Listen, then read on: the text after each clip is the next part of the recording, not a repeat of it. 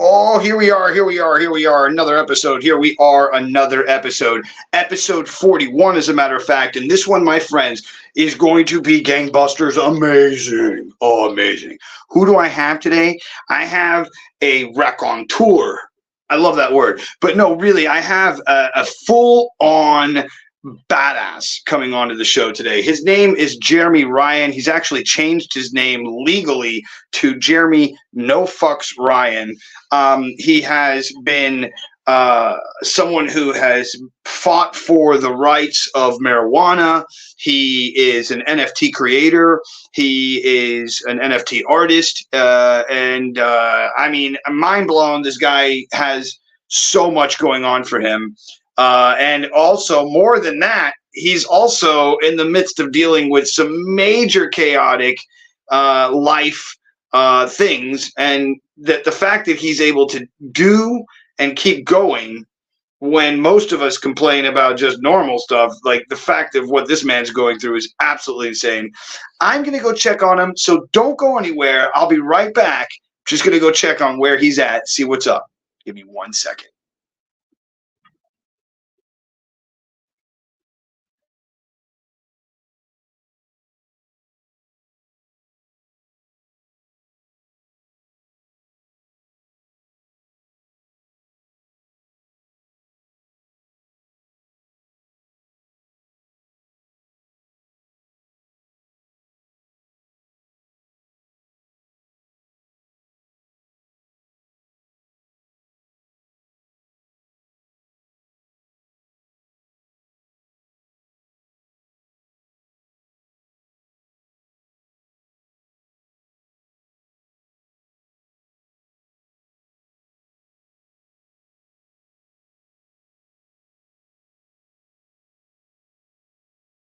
Camera comes back. There it is. We're still here. We're not done yet.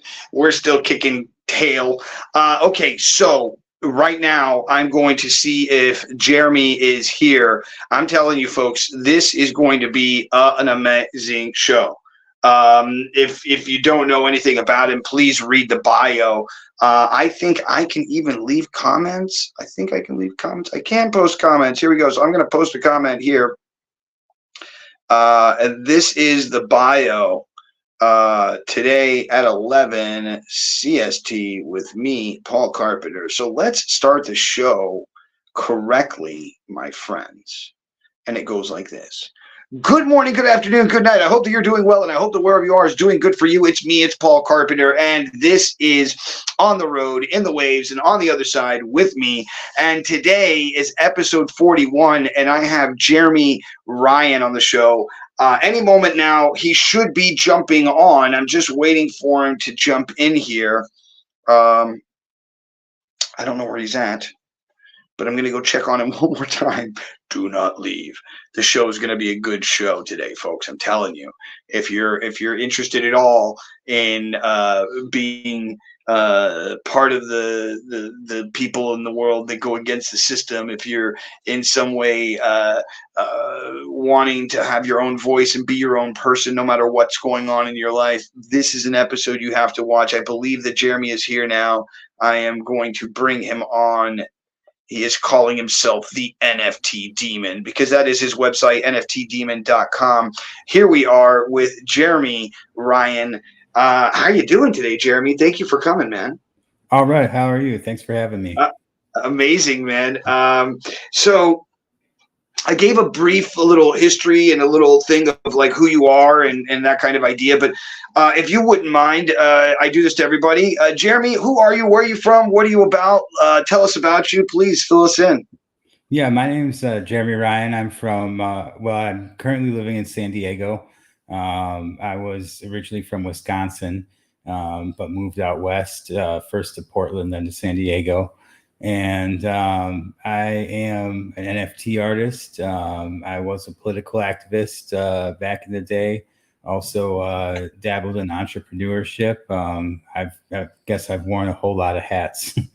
And yeah, so right now my current venture is in NFTs, and I'm just waiting for the bull run to get back into the full swing of that. Cool. Okay. Where were you born exactly? I was born in Dubuque, Iowa, actually. Oh, okay. And where are your mom and dad from? Um, my dad's is from kind of all over, but he was born in Cincinnati, and my mom was born in Dubuque as well. Oh, wow. Okay. So like full on just straight up American and a couple of generations here. Your family has been here a couple of generations from wherever. Yeah, they've We're been all in from the somewhere else Midwest. in America. What's that? Yeah, yeah, pretty much my whole family's in the Midwest, most of them. Yeah. Wow. Okay. So when I caught wind of you the first time, I caught wind of you because of some craziness that was going on in the internet with a company that had screwed you over. And I found you to be amazing at being just honest and straightforward with people and like, yo, this is exactly what you said. This is what I've done. I haven't broken my part of the contract. Only you know, like that kind of attitude. And it's really beautiful to see in a world where people are always call it corporate and sometimes a little fake because they have to be, right? So I guess my first question is, how did that come about inside of you, or was that always just something that has been part of you? And then yeah, let's go with that first, and then I want to know like a little bit of the history of you, like how you became who you are today and what you're doing with your life today. Yeah, that's kind of always been a part of me. I've always been a very good self advocate. And I've also transferred that into advocacy for other people as well in my life. But I don't know exactly why or how. It's just how I was born and how I came out. My The rest of my family isn't necessarily nearly as good of self advocates as I am, and so it's not really like it runs in the family or anything. It's just I was cut from a little bit different of a cloth, and so growing up, I was always rebellious. I was always questioning authority, questioning the teachers, which made things a little interesting. And, Um, and you don't know where that came from. That was just part of you, just yeah, inherently from the beginning of life. You were immediately questioning everyone around you and or authority in particular. correct. Yeah, I was always questioning, and I was always questioning of authority, and I always wanted a reason why authority should be authority, and why things should go the way they should go. Um, Right. I, I, I never really accepted just because I said so Hmm. as a response, um, and so. And that got me in quite a bit of trouble as a kid. Sure, of Not course. necessarily legal trouble, but just trouble at school and Sure. whatnot. And so so yeah. But later on in life, it ended up becoming more of an asset than a liability. Well, I guess it depends upon who you ask, but I did do a lot of time. I did get arrested a great many times for civil disobedience type of stuff, mainly. And so, I mean, the um, photo that I posted of you today is you getting what looks like marched out of a courthouse or some kind of meeting. yeah, And I wanted to post that in particular of you rather than other things that other photos that I've seen of you. I think it's the most of what I've seen on your profile of what I know of you. You know, I feel it's like the most apropos for you as a person, and I really hope that today, when through this talk, I'm able to pick your brain enough to get other people to kind of be willing to do some of the things that you do. Maybe not at the level that you do it, because sometimes you do pretty extreme things, but uh, at least in the level of being able to maybe step out of their regular life. You know what I mean? Their regular way of being. So you said that this is always like something that you've had, like since you were a kid. You got in trouble a lot in school, but what was your first, I guess, rallied event or event that you went to where you saw a group of people with a voice and you were like, oh, I can join this and I can be part of this? Like, when did that start coming into your like periphery? That would have been Valentine's Day of 2011. Oh, wow. You have a date. Yeah. Valentine's Day of 2011 was the official start of the Wisconsin state capitol occupation. And that was the movement that eventually started Occupy, the whole Occupy movement. But prior to Occupy was the Wisconsin state capitol occupation. And on February 14th, on Valentine's Day, what it was Scott Walker was governor at the time, and he was trying to rush through a bill in like 2 or 3 days that would completely eliminate collective bargaining for unions. And I believed in the union's ability to collectively bargain. I believe in everybody's ability to negotiate. And I think that negotiations in the workplace should always be allowed. So he was introducing and trying to shove through a bill to end collective bargaining. And so the teachers assistants union for the University of Wisconsin had organized this protest that I just happened to stumble upon. I didn't even know about it ahead of time. I was just riding my Segway around by the Capitol because I lived downtown at the time. And so, I would frequently be in the area of the Capitol. And I saw all these people with heart-shaped balloons. And so what they were doing was they were delivering Valentines and balloons to the governor's office to try to persuade him not to pass the bill.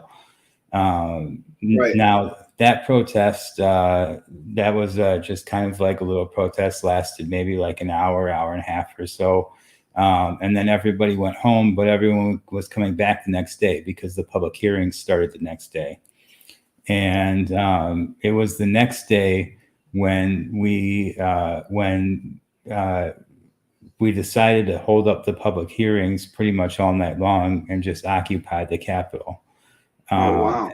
And then once the public hearings were over a few days later, it took several days for the public hearings because we brought in the next day. The first day there were probably maybe a couple hundred people. The next day there were like 10,000 people, and then the day after that there were like 50,000 people. And so people would just take turns doing rounds, going in the public hearing, holding up the legislators.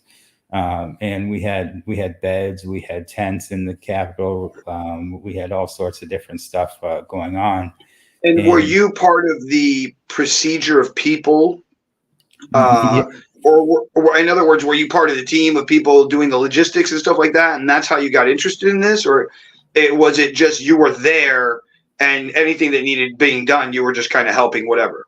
Yeah, I was kind of leading. I was part of leadership and organizing people, helping people with where they should be, what people should be doing, and just kind of general organizing and leadership of the overall group.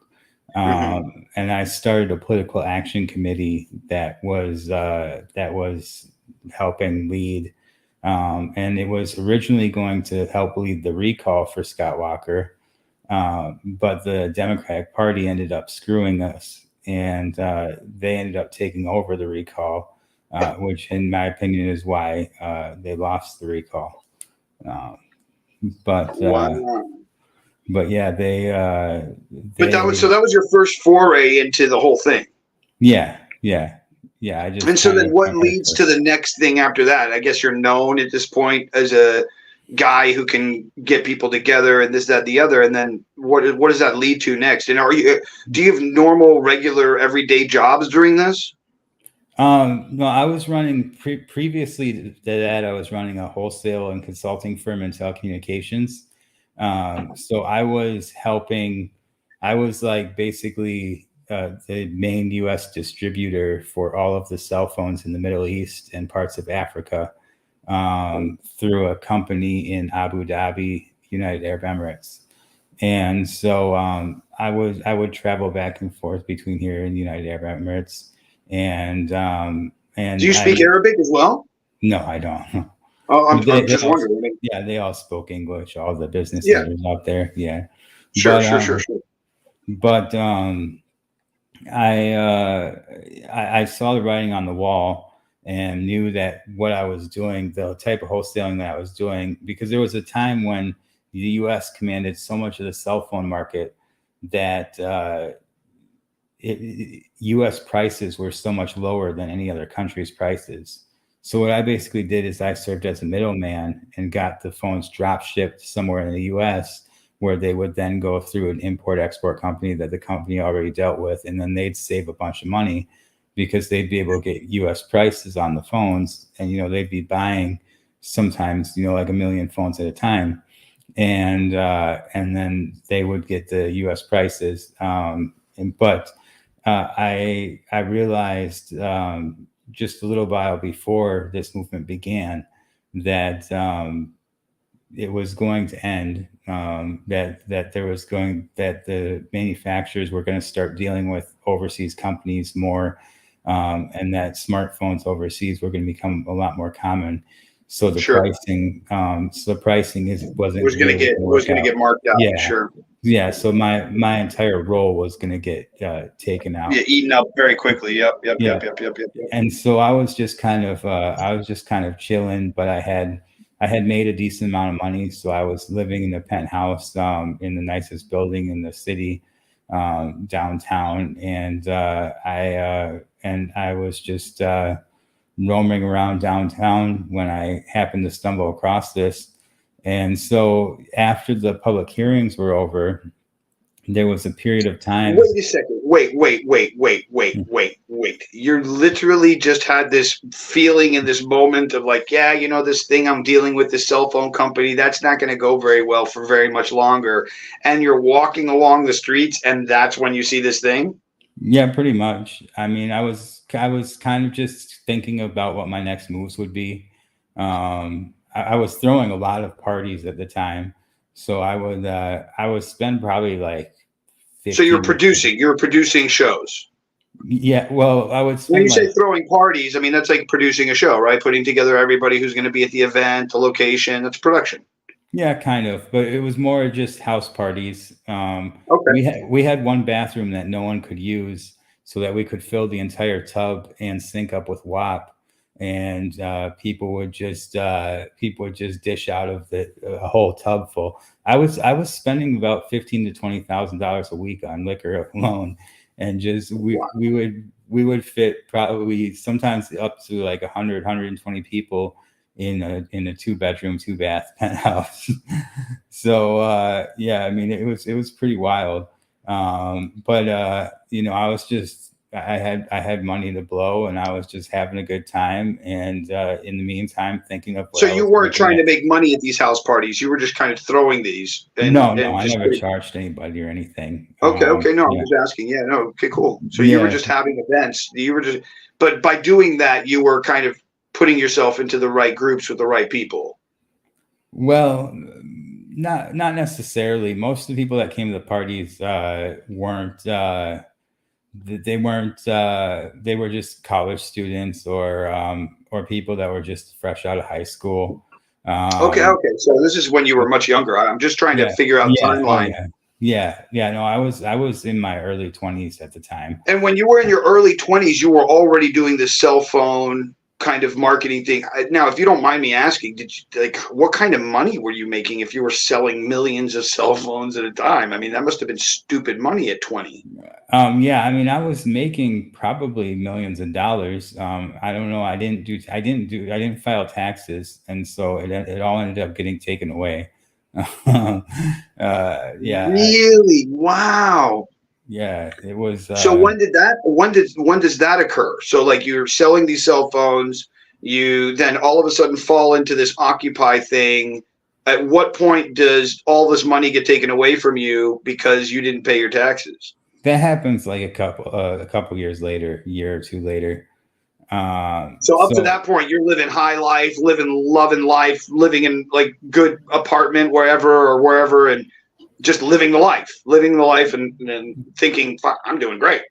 yeah, and so it positioned me in a place where I could take over a social movement, basically, and use my skills to help further the movement. Here's a weird question for you, and it's total conspiracy stuff, but just to ask, did you ever get approached once you were more popular? And I guess we can ask that this might move us much forward, a lot more forward. But have you ever been approached by like a George Soros campaign or whatever, like that kind of thing, to run a group or to be part of something like that? Yeah, there were different think tanks in Washington D.C. that were trying to buy me out. Um, it was it more came later. So there was So we'll get into it. I just wanted to know yeah. that we can talk about it later, but let's get back into the story. So Occupy movement happens. It's now kind of coming to a quell where you were, in the sense that you've done everything at that point. What happens from that point? Do you go to New York? No, so then New York wasn't till months later. Okay. But then after the public hearings, so the doors to the Capitol have to be open for the public hearings. So the police aren't really making that big of a deal of the fact that there's people in the Capitol all 24/7. But after the public hearings, the police say everybody's got to go. And what they end up doing is they end up locking the doors to the Capitol with about 80 people still inside. Now, those 80 people, so a lawsuit ends up getting filed because in Wisconsin's the only state in the country where the Capitol in the Constitution has to be open and free to the public. So you have to be able to, and it even went as far as to rule that they can't even put metal detectors in because that's a barrier for it being open and free to the public. And so they have to, you have to be able to walk around basically almost anywhere you want to go in the Wisconsin state capitol. So that's a lot different than pretty much every other state where. And so this lawsuit happens, and now what happens? I didn't hear. I mean, I'm sure I've heard about this in the news, and it was all over the place. So now here's the next question: did you end up doing news and stuff? Did people come up to you and like CNN, Fox, whatever, coming up to you like, "Oh, what are your intentions, and why are you here?" Did any of that? Oh yeah, I did plenty of news interviews during that time, and but what ended up happening was like a 3 or 4 day period before the lawsuit was ruled on, where the 80 people, the 80 of us that were in the Capitol, had to hold our place because if we left, then the doors would be locked. The police weren't dragging us out. The police refused to drag us out, but we had to stay and hold down the fort. So you're one of the 80 people inside. Yeah. So I'm one of the 80 people inside, and I'm the only one that's actually live streaming. And so at the time, I was like the only one inside that was making videos because I was the only one that had the equipment to make videos. Back then, it was much less common to have the equipment.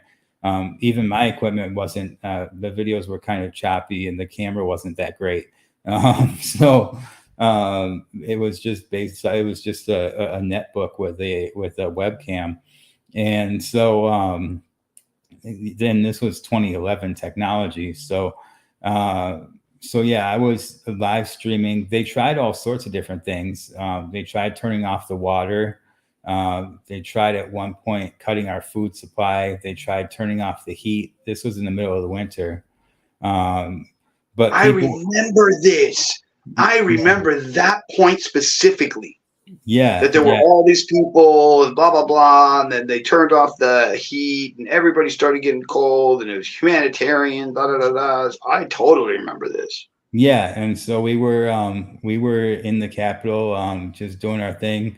And we ended up making a good time of it. You know, we smoked a lot of joints. We just had a good time. There was one giant bed that was called the Cuddle Puddle that people would just go and cuddle if they wanted to.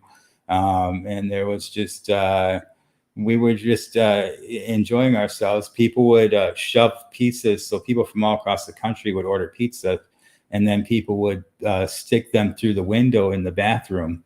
And so that's how we would get our food, is through people on the outside passing it. And so at one point or another, is this when the government at one point stops the food from coming in, other people started shoving pizzas through the window? Yeah. Now, did the police ever try to stop the people shoving pizzas through the window? Eventually they did, but it was a little bit too late. So eventually the judge orders that the Capitol has to be opened, that it's a clear constitutional violation for them to lock the Capitol doors like that. And also the judge ordered that they have to take out the metal detectors, because the metal detectors create a barrier of entry. Yeah, sure. And it's not a free walking zone. Right.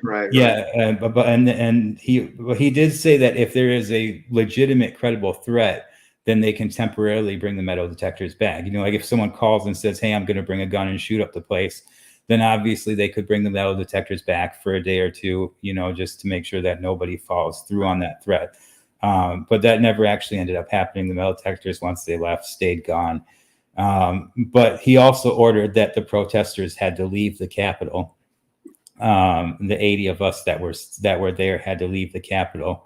And so they brought in hundreds of police to basically push us out. And then hundreds of people. Is that where this photo's from? No, that was from another time. Okay, keep going with the story. Let's get back to that one in a minute, but let's go to this. But then several thousand people rush in through a door. So someone opens one of the doors, several thousand people rush in, and we just stay there for like 4 or 5 more hours, and then everybody heads out. And during this time, there's still probably about 60, 70,000 people outside of the Capitol surrounding the building.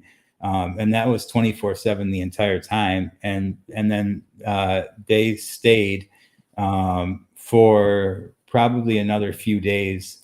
And then the state senators who had left, because the state senators realized that if they all left, then they wouldn't meet quorum. So they couldn't rush this bill through. And so they all left and fled to Illinois, where the sergeant at arms couldn't get them. Because it was across state lines. So they had fled to one of the state senator's sister's houses in Illinois, and they were all camped out there.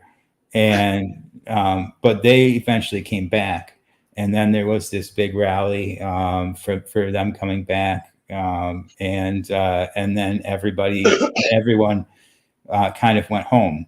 And then there was a group of maybe about 20 or 30 of us that still stuck around. And then there was an extended group of about 80 that would come every day to the sing-along, which would be from noon to 1 in the rotunda. And it'd just be a sing-along of different like union songs and whatnot. The Wisconsin Capitol Rotunda actually was built for the particular purpose of public discourse. They have squares. They have green marble squares in the rotunda. And those squares are they were architecturally placed so that they would be the point of the rotunda where a person could stand and look up and shout, and it would fill the whole rotunda. If there was a soapbox amphitheater. Yeah, and they basically marked those spots on the ground floor of the rotunda on purpose so that people could publicly protest their government. And so that we would have a sing along in the rotunda, and then there were about 20 or 30 of us that would stick around and just kind of horse around in the Capitol until they said that you can't hold signs on the first floor, or you can't hold signs on any floor except the ground floor of the Capitol. So the ground floor was technically the first floor, or what most people would think of as the first floor, the floor that you enter in from the street. That's called the ground floor. And then the first floor was above that.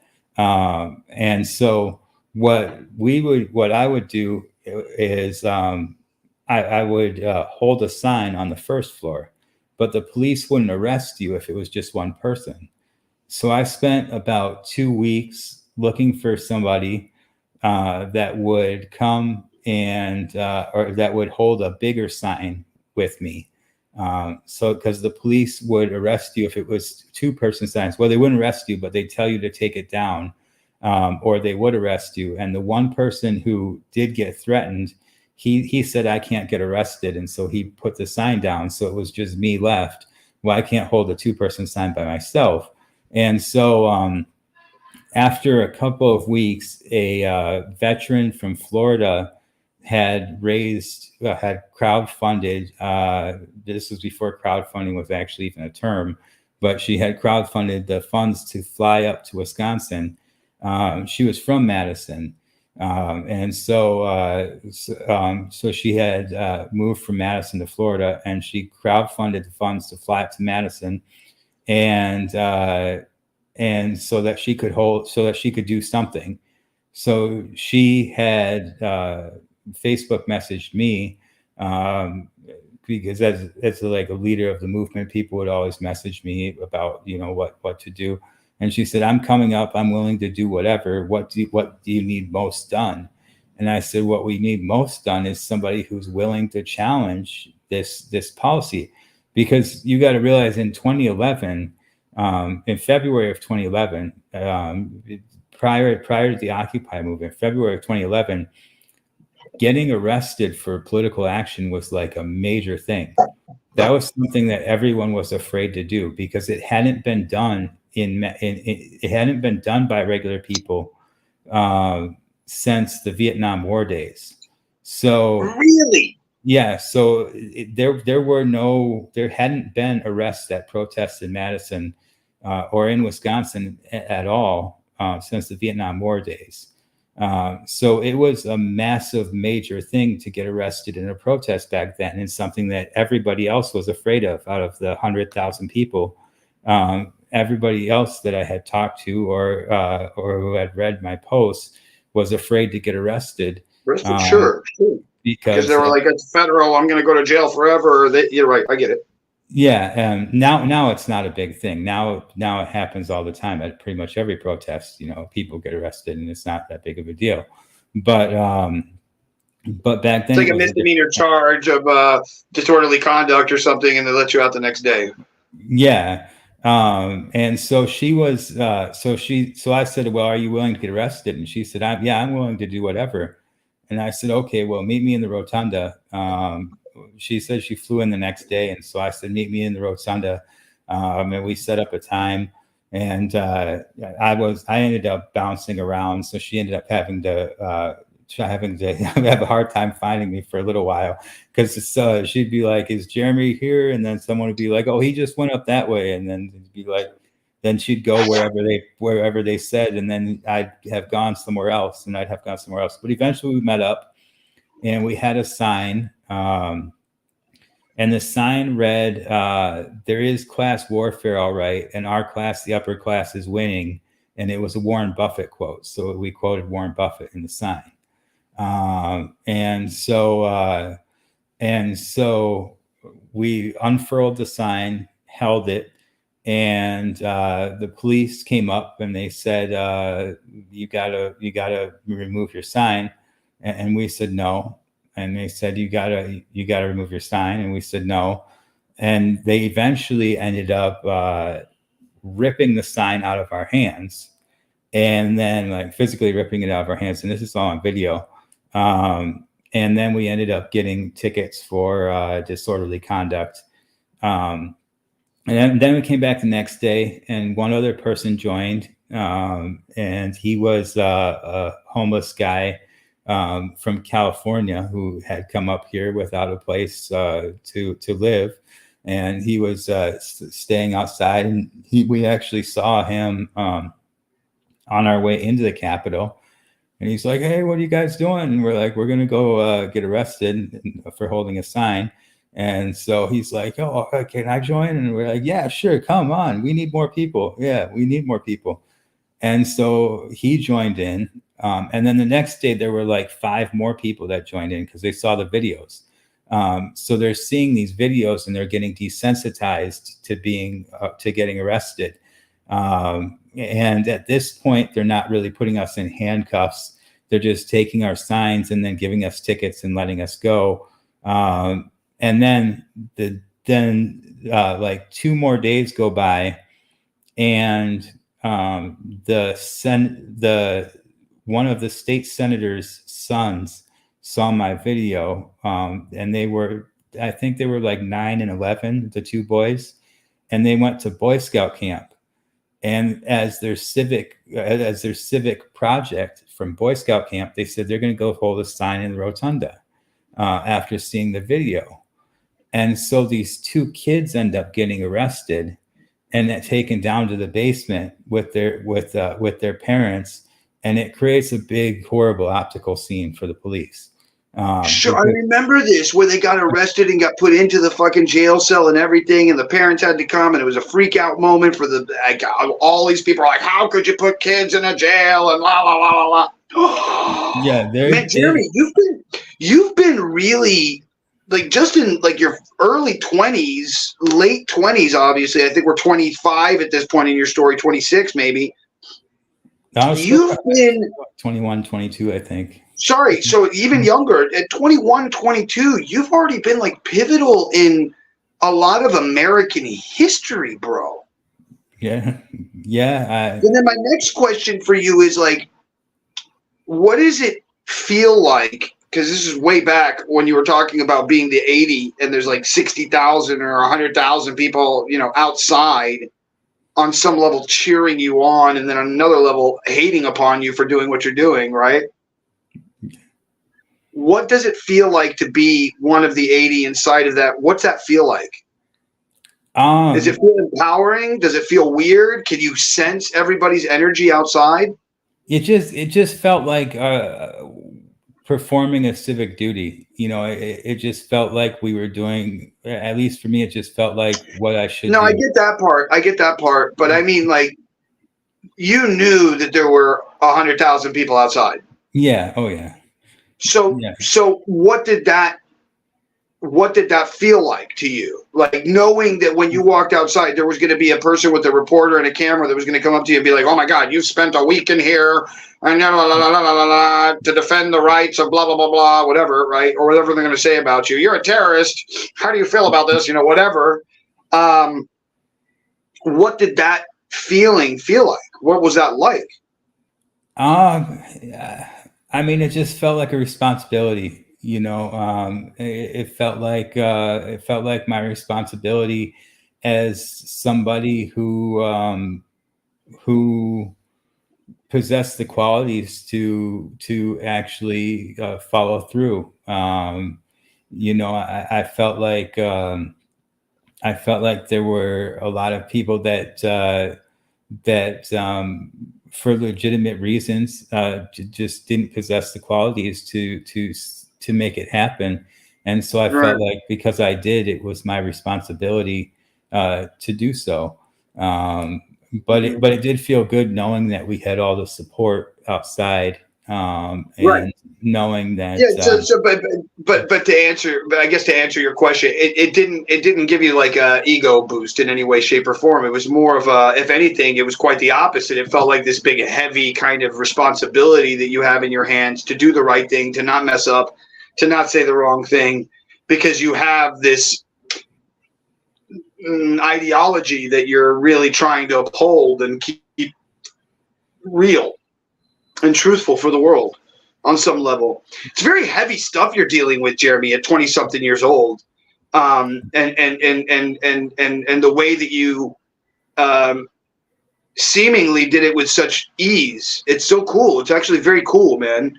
Okay, so move me along to where you're doing more stuff, and and you've gone past the 80 days. You're now doing these protests with the thing. The kids get arrested. So what happens now? So the kids get arrested, and then they completely take away the policy. And how old were these kids again when they got arrested? I think 9 and 11, around that age. Yeah, they were. If they weren't 9 and 11, and this is for nothing more than just going, and because once again, just to recap, they were trying to do a Boy Scout mission, which is in the boy's life, or when you're going for your arrow of light, you have to do certain things, little things, and you have to do things for your community. And theirs was, we want to protest this idea of not being able to hold a sign, and that's all they wanted to do. Yeah. They wanted to. Okay. They felt it was their civic duty to enforce the Constitution. And once again, it all came from a video that you had made. Yeah, sorry. Videos. And that came from the videos that you had made prior. Okay, just wanting to get it so I know where I'm at. Okay, let's go. Yeah, and in the video where they get arrested, because there's a video of that too. They're even saying that, hey, we saw Jeremy's videos, and that's where we got this idea. It was from my previous videos. And mind you, you had nothing to do with that. You didn't ask them to say something. You weren't connected to them already. No, they just said this on their own accord. Yeah, their dad was one of the state senators that had fled to Illinois, but I didn't know him. Their mom was actually, I don't think she was a county representative yet. She later became a county representative, and she's now a state representative in the Wisconsin state legislature. Because their dad their dad actually wasn't a state senator. He was chief of staff for a state senator. And so that became a big thing, because he was chief of staff for the state senator that had left. But the state senator stood behind his, chief of staff and his kids, and said, the Constitution is the Constitution. Them saying that you can't hold a sign on this floor is unconstitutional. And so if the kids want to protest that, then all power to them, and so that killed the whole policy. There wasn't a single arrest after that. So then, of course not. 2 kids got arrested for holding a sign. I mean, what are you going to do? Yeah. It's ridiculous. That in and of itself is just stupid. That you would take 2 kids. But I love the way, by the way, that you kind of, I don't know if you did this on purpose or not, but the way that you escalated it. And I like I said, you didn't have anything to do with the kids. That was just God doing God's work on some level. Man, what an intense story so far, Jeremy. Like, okay, so the kids get arrested. That gets swapped out. So what's your next big mission that you're on to? Does something pop up right after that where somebody's like, oh my God, you were involved in this, and we heard that the kids heard you, so now we want you to do this? Or what happens from here? Well, actually, interestingly enough, what happens is I get carried out of a committee meeting for filming, and then the next day get carried out for holding the Constitution, a copy of the Constitution, just silently. And so I start another series of arrests, and this second series of arrests is this encompasses 50 different arrests. I am so proud to know you, brother.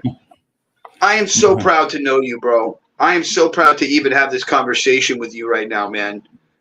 You are the epitome of what it is to be an American. You are the epitome of what it is to be an American, friend. Like, you are it, bro. You are it, like in verbatim of what, like, Thomas Jefferson said, where dissent is the greatest form of patriotism. Man, you are the embodiment of that. And I'm so thankful for your time and your energy today and coming onto the show, man. I'm so thankful. Please continue. Please. I'm so sorry. Please continue. I just wanted to throw that out there because I really am. Thank you. Well, thank you. But by this point, dozens of people were joining in because they had been desensitized by the videos. So they knew that they weren't going to get beat up. They weren't going to there wasn't going to be anything too crazy. They were going to get a ticket. They might get taken to the jail and processed and then let go. Let go the next day. Later on, there was a core group of about 4 or 5 of us. So I had the most arrests at above. It was 50 some arrests, and then there was another like 4 or 5 people that had arrests in the 20s. So they were there for about half of the times that I was there. And each time that you did this, all you were doing was going into the courtroom and not saying anything. You were just holding the Constitution. Yeah, or holding up a sign, or else filming. They said we couldn't film, and it was a public meeting that was being filmed anyways and broadcast online. And so they said we couldn't film. And so yeah, it was it was just the ability to silently hold a sign or film, and we would make them carry us out. There was one time when they tried to close the building, and 5 or 6 of us stayed and got dragged out, and we did get an obstructing an officer charge, and that did get held up because they said we obstructed the police's duties to close the Capitol on time. And we got. But I thought that there was another law that states that the Capitol has to be open 24/7 or something to that effect, wasn't there? Well, no, it has to be open whenever there's official business going on. And okay, during. So then you did break the rules. Hours. Okay, got it. Yeah. Okay, fair enough. Fair enough. Hours. Yeah. But we got $200 fines, and that was that. But the core group of us, there was a time when they started putting us in jail for like 1 to 3 days and holding us to try to intimidate us out of, continuing on. But that didn't work. And so we continued on anyways. And pretty much all of these charges got dismissed. All of them except the obstructing an officer ended up getting dismissed. Fair enough. And again, fair enough. Yeah, on constitutional grounds. But they would take it to the very end before they dismiss it, just to kind of waste our time. So I was a regular in the courthouse. There would be some weeks when I'd have like 3 different court dates in 1 week. But we just kept going until they stopped arresting, and eventually they did stop arresting. And then we sued them for the signs in the rotunda, and we got a judgment of $45,000 between like 6 of us. They split it up in a way where different people got different amounts. I ended up getting awarded the lowest amount simply because I was the leader of it all. So they said that because you led everything, you knew you were most equipped to know what was going to happen, what the repercussions were. So, you get the least amount of money. And I was like, okay, cool. It was never about the money anyways. It was about getting the injunctive relief so that they could not actually ever enforce this again. And so, and that's what we did get was the ability for them not to ever be able to enforce that again. Wow. And so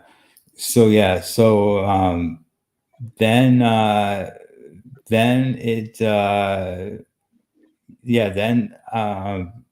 what's your next thing after that? You did the first, it was the signs, the kids, then they're now getting arrested in court for holding signs or recording or holding the Constitution. What's the next thing that happens in your life? And during these arrests is at the time when all these think tanks in Washington, D.C. are trying to hire me because the Democratic Party didn't like the image of people getting arrested. They thought I was taking it too far. They were very, very upset with me because and the Republican Party obviously didn't like me because Scott Walker was a Republican, and it was Republican-controlled legislature that was enforcing this rule. And so interestingly enough, I later on got Andrew Breitbart prior to him passing away to say it was ridiculous that the Republicans in Wisconsin were getting people arrested for filming and holding signs. But especially when it's already being recorded live somewhere else, like in the house. Yeah, it's being recorded on cameras live anyways. What's the issue with me coming in and recording live? That's like me going to a public space where they have cameras of me and they're recording me, and I'm there with my camera recording the camera. Why can't I do that? Yeah, I mean, that makes no sense. It's just so silly. It's just this is the issue with what I call towing the line. And we can get political here in a second if you want, but it's the idea that I think that anybody who makes like over 125,000, like up to like 250, that's like the starting point of the towing the line people. If that makes sense, right? And it's just a pyramid of people who are obviously, puppeteering everybody else to just say, hey man, this is your job and this is what you tell someone and that's all you have to do. And they go, okay. And it's the same thing with like the police officer that was in Maui with the fires. He's like, I'm just doing my job. I'm just telling people to stop because that's what they told me to do there. So I'm just following rules. And that guy ended up killing, whatever amount of people just by following his rules, following the job. You know what I mean? Yeah. And I mean, so we would actually tell them that their job was to defy an unconstitutional order. But they never quite got that. It's weird. It's weird how that happens as well, right? How you join a group and you're in that resounding chamber of that group, and then the laws or the rules seemingly don't fit you anymore. And so you have to kind of, for those who are really good cops, they have to really work around this weight that's on their shoulders. For cops who don't give a crap, that weight isn't there and they just do whatever they want. You know what I mean? Call them the bad apples, but there's a lot of bad apples. And it was definitely mentally taxing on some of them, you could tell. Sure. And emotionally taxing because they got to know us personally, and so to some of them, it felt like they were arresting friends, and they didn't want to do that. There was actually one video that one of the protesters got downstairs where one of the police officers was crying because he didn't want to do it anymore. He didn't want to arrest us anymore. But he still wasn't going to go as far as refusing to. Right, because it's his job. If he refuses to do his job, he gets fired, and then he doesn't have a job, and he can't pay for his mortgage and his shit and everything that he needs in his life just to survive to be a human being on this planet. Right? I get it. Yeah, and probably another police force probably wouldn't have accepted him. And all of these arrests are, extraordinarily peaceful, and they sometimes have to carry us, but we all have a really good attitude with them, and they have good attitudes with us. None of them are like are angry. Right. They're not that well. Yeah, but I think this is extremely a totally different type of situation than what I was expressing in the sense of a resounding chamber of thoughts that happen when you're in a group. And that could be whether you're in a gang or whether you're in a religion or whether it doesn't matter. Those thoughts permeate your life because it's what you're living in. You know what I mean? Yeah. So, and I guess the same thing on your side too, right? You could say the same thing for you. You were in this resounding chamber of knowing that on some level you were on the right side of history, quote unquote. And yeah, man. So okay. So now that this is happening, this is turning into a thing for you. I mean, this is a job for you. This is a livelihood for you. How are you surviving? How are you paying your bills? How is that being taken care of? Or is that being taken care of because you are the character you are? Part of it was from the money I had from the business. And then part of it towards the end, I started to run out of money, and the community kind of pitched in. So the people that really supported what I was doing kind of pitched in. It got to the point where sometimes I'd even be walking my dog, and like a garbage truck driver would would stop and be like, thanks for what you're doing, and pass me like a $20 bill or $100 bill, and just get back in his truck and drive off. There was a lot of support, particularly from the unionized folks, because they saw what you were doing and they knew that you weren't trying to be malicious. You were literally just trying to be honest about what you saw was wrong. That's it. Yeah. Wow.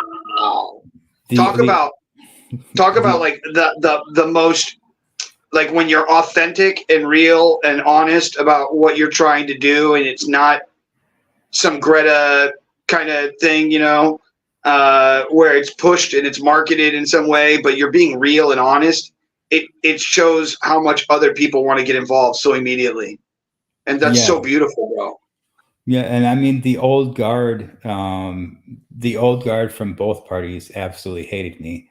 So the rank and file Democrats and the rank and file Republicans absolutely hated me for different reasons. But both sides were not my fan. But a lot of the people agreed, and there were actually people on both sides that agreed. There were some Republican figures that weren't in the legislature, but that were well-known Republican figures in the community that actually came to the Capitol in my defense. None of them went as far as getting arrested because they were, law and order, whatever. But they would come and, they'd be telling the police, you guys shouldn't be doing this. This is wrong. They'd give speeches in the rotunda about how it was wrong, what was going on. And so there were people on both sides that both hated me and people on both sides that loved me. But I became a very polarizing figure. Yeah. So that's my next question to you. At any point in time while this is starting to happen, and you're becoming this like nationalized character on some level, even if it was just statewide based character, even citywide based character. At any point, do you start to want to become a Svengali type character because you understand the power of what you're doing? Look at like this guy from Breitbart. What's his name? The gay Republican guy. Forgot his name. Andy. No, it's not Andy Milanakis. What's his name? Anyway, I think you know who I'm talking about. Do you know what I'm talking about? No, I'm not sure. I don't really follow. He's a very well-known like right-wing Republican, but he's gay. He's got blonde hair that he bleaches, and he's super flamboyant, but he's super Republican. Yeah. And so he uses that as a way to be able to do like talks and make a ton of money through it, and literally becoming a like I was saying, a Svengali, if you will, to the media frenzy that's out there. For instance, he was just at the straight parade instead of the gay pride parade. It was the straight pride parade, and he was the master of ceremonies for it, which makes no sense, obviously, right? Because he's not straight. He's super gay and he's Republican, and it makes no sense. But that was, and he even says it in the interview, I think he does with Vice News or something. He's like, you're here, you're watching me, you're listening to whatever these people have to say. My job is done. And so that's why I ask you, did you ever come to that point? There's these government contracts, if you will, people that are coming at you from all different sides who are wanting to buy your ability to create drama, and that drama could be used in whichever direction they need it to be used, you just being you, right? You could, they could just, it's almost like, here's a piece of meat, go chase after that. And then you're like, yeah, that's totally in line with my ideology. I'm not saying change your ideology. I'm literally saying stay with your ideology, but it's now money behind it. And then on top of that, you can also, maneuver it. So did that ever come into your mind at this point now that all these things have gone on, all these things have happened, you've been arrested a bunch of times. At that point, do you go, holy shit, I'm in a power position here. And I can make a fucking ton of money by pushing people's buttons for a living. And I don't have to do anything. I'm like fucking Wizard of Oz character. Did that ever come to your mind? Not really, because all of the money that was being offered to me was being offered under the condition that I stopped doing what I'm doing. All of the think tanks were trying to buy me out and get me to stop, because they knew if I stopped, everyone else would stop. And so they were offering me $250,000 a year jobs, but under the condition that I work for them full time and don't do this protesting stuff anymore, or at least not getting arrested. And at no point there was never somebody with big money who like came to you and was like, bro, I see what you're doing and I want to give you money for this. So some staunch, crazy pillow making American. No, but there were a lot of random citizens that did give me money to help me with my bills and whatnot. So it was kind of like crowdfunding before crowdfunding existed. People wanted. Yeah, so what year is this now? This is now 2016. Well, this is still 2011 or 20. Well, this is probably more like 2012. But later on in 2011. I get a message from some people in New York City saying, we're planning on starting up this thing. We were inspired by what you guys did at the Capitol, along with Arab Spring, which also happened around the same time, which was a big, massive protest in the Middle East, and a big uprising there. Wait a second. You're telling me that the whole story that we've gotten up to right now all basically happened within about an 8-month period? 9 months? Yeah. Yeah, it was a very short period of time. So you didn't have... What the fuck, Jeremy? You're telling me that you went from working a job, quitting that day, walking into something accidentally, and then going from that to this character in 9 months? Yeah. It's just natural progression. What the fuck? Okay, that's almost a very like godsend, prophetic, weird thing, bro. I'm sorry. Yeah. Okay, I need more now. What happens at this point? So then I get a message from these people in New York City who say, we were very inspired by what you did, and we want to do something similar, but on a larger scale in New York. Would you mind helping us out? And so, those were the founders of Occupy Wall Street bringing me in, because they needed somebody to help out. You broke up there for a second. Can you repeat that again? Yeah, that was the founders of Occupy Wall Street bringing me in because they needed help with the civil disobedience front. And so they needed somebody to help train and help basically lead the civil disobedience in Occupy Wall Street. And so what that led to was the images that the whole nation saw of people getting dragged out of tents and of students getting tear gassed. All of that was a culmination of the trainings that I had led from them. And then I helped. Then I helped Occupy DC start up after that. And Occupy DC was actually 2 events at the same time, and there was Rise Against the Machine, and there was Occupy DC, which were like 3 or 4 blocks apart from each other, and I was bouncing between the 2 events. But DC didn't really need so much of civil disobedience training because DC, that happens all the time, and it has been for many decades. So that wasn't so much of they needed my help as they just wanted me there as this figure that had been instrumental in these other things. So then my next question is, because of that just happened, where they wanted you just because of you, at what point then do you start saying to yourself, oh, okay, I could become a speaker? Like, and not a Svengali, but once again, just a person, because man, if I was you, bro, I'd be on a fucking tirade all over the news, all over media, all day long as this person who you are. I mean, social media wise, you have more than enough street cred to go on and on for days. Bro, I would be a Wizard of Oz Svengali by now if I were you. And I'm not sure, maybe we're going to get to a conversation within this that you're going to be like, Paul, well, you know that group called, what are they called? What's that group? What's I'm thinking of?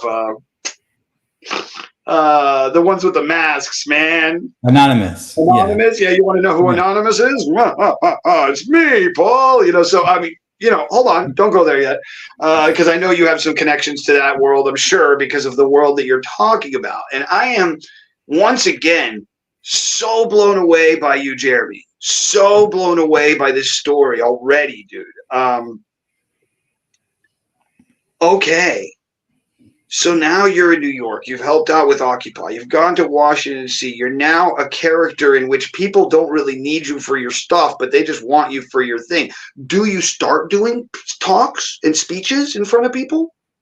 What I do is I more just guide people, guide different movements, because Occupy became a national movement, and so you did become a Svengali. Jeremy. I was being pulled all different ways, going to. So you did become a guy behind the curtain who was helping a lot of other movements learn the tips and tricks of the trade, and you ended up becoming a Wizard of Oz behind the curtain, pulling the curtains and pulling the things. Yeah. Knowing very well that whatever information that you were giving to whatever group was going to be able to accomplish whatever it is that they were trying to accomplish in the most peaceful way.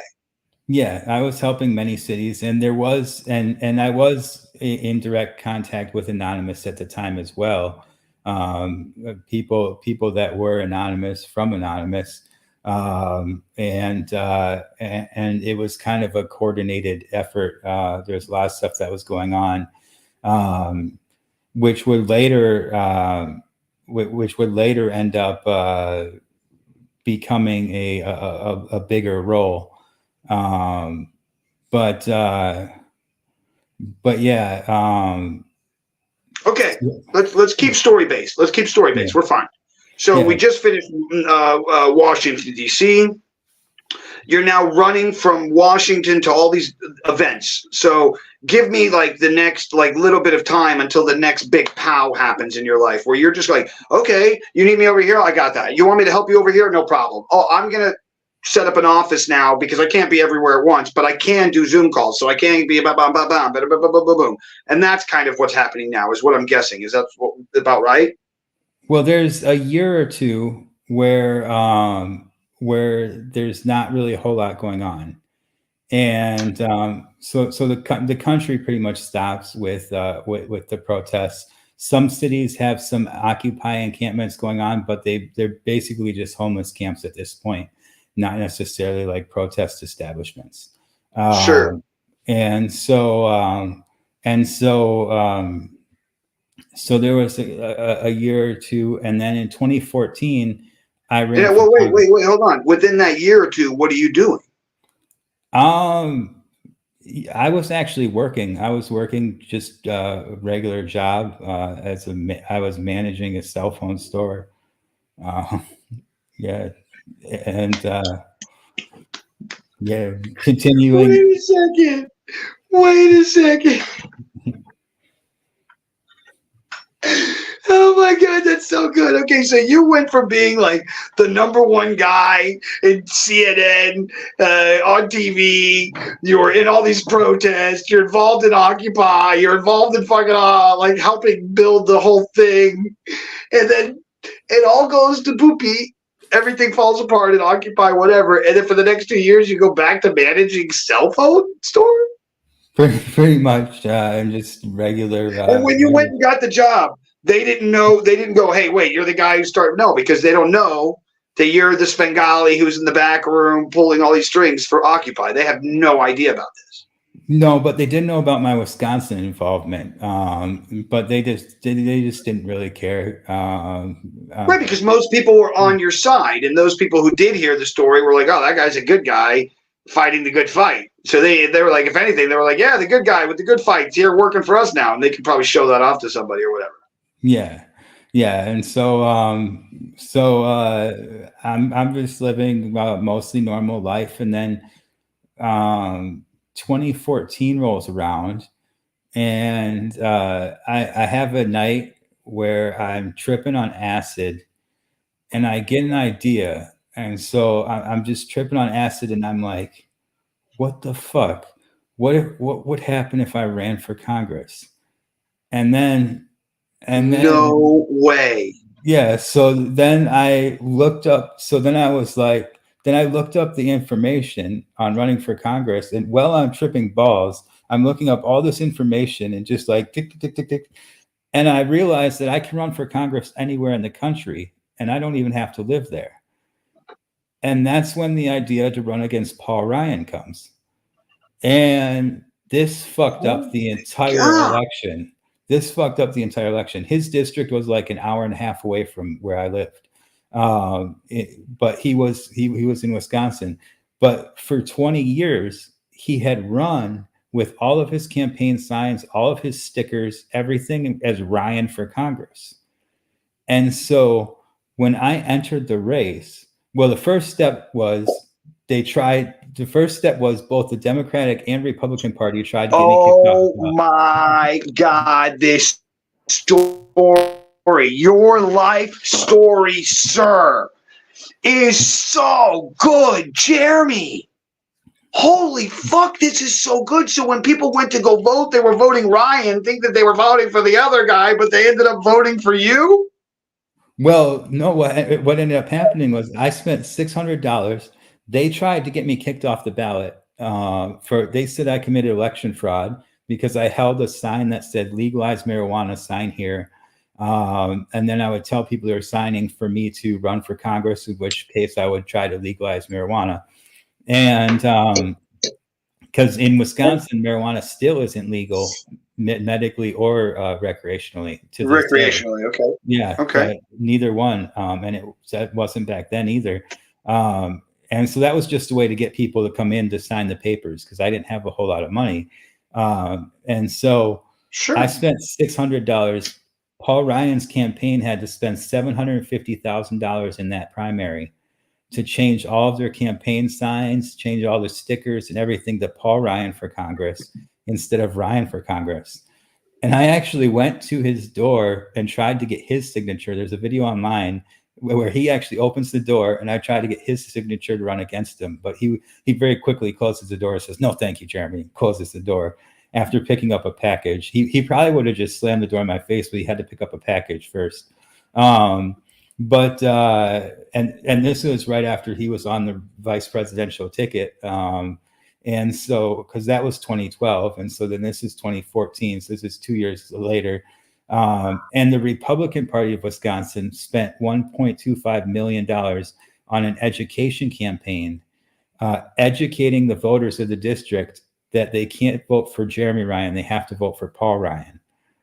And so I over $2 million was spent off my $600 just because I had entered the race and there were two Ryans for running for Congress as Republicans. I almost want to do the same thing and find out if there's a congressman with the last name Carpenter and go and like run in their state just to do the same thing you just did.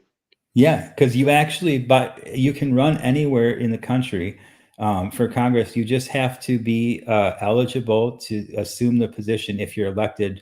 So residency in Wisconsin takes 30 days. So it's 60 days between the election, if you are elected, the election, and when you get sworn in. So you have 30 days to to establish residency, and then you get your 30 days residency, and you could still, so you don't risk anything. You don't have to move to the district, and you don't risk anything, and you're able to actually run wherever you want. That's amazing.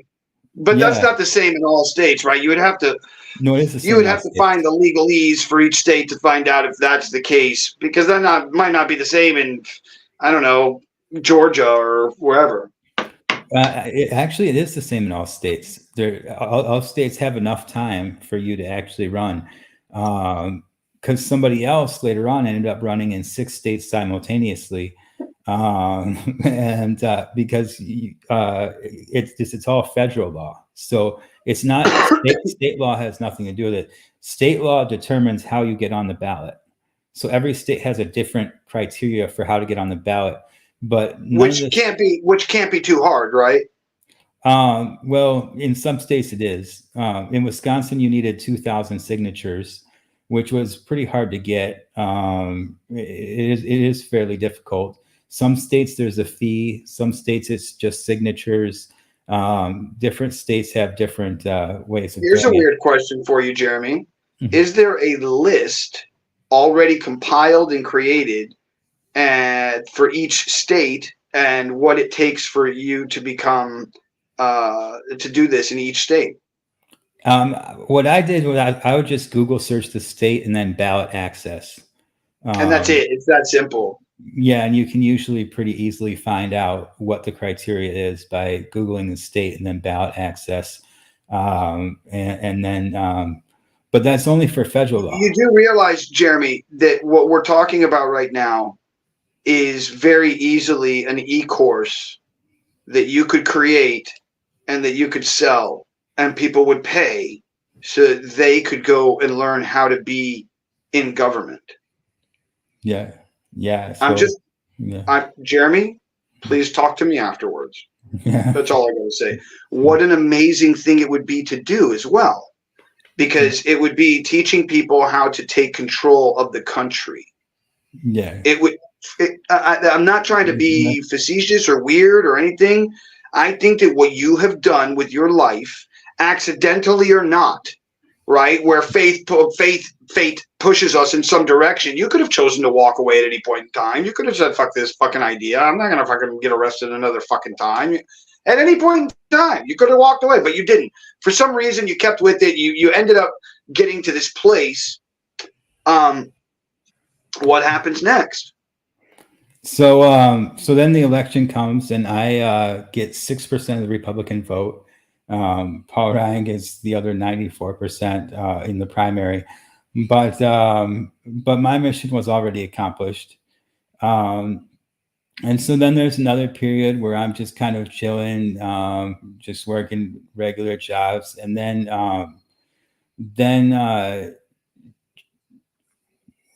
which one?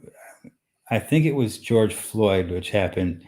The first one, the first protest that ended up in very militant police.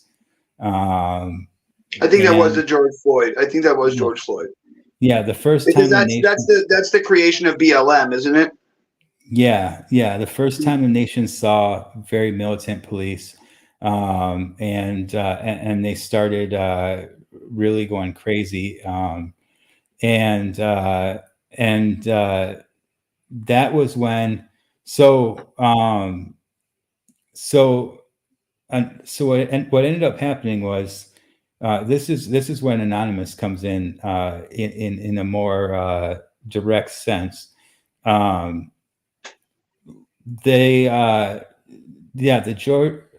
George Floyd protests. No, was it George? Yeah, the George Floyd protests. It didn't start because he got killed. It started because the Ferguson, they refused to release the name of the officer that killed him. I remember this as well. That was what started the whole thing. Had they released the name, none of it would have ever happened. But people forget that part of history where the whole thing started because they refused to release the name. And the community was like, no, we need the name of the officer that did it. Well, someone claiming to be anonymous released what they claimed was the officer that killed him. And the officer that the person that they released was a city sanitation worker. He wasn't even a police officer. And so this guy starts getting death threats, and he starts having, he has to like move from his house, and he has all this shit happen. And he's not even a police officer. He has nothing to do with the situation.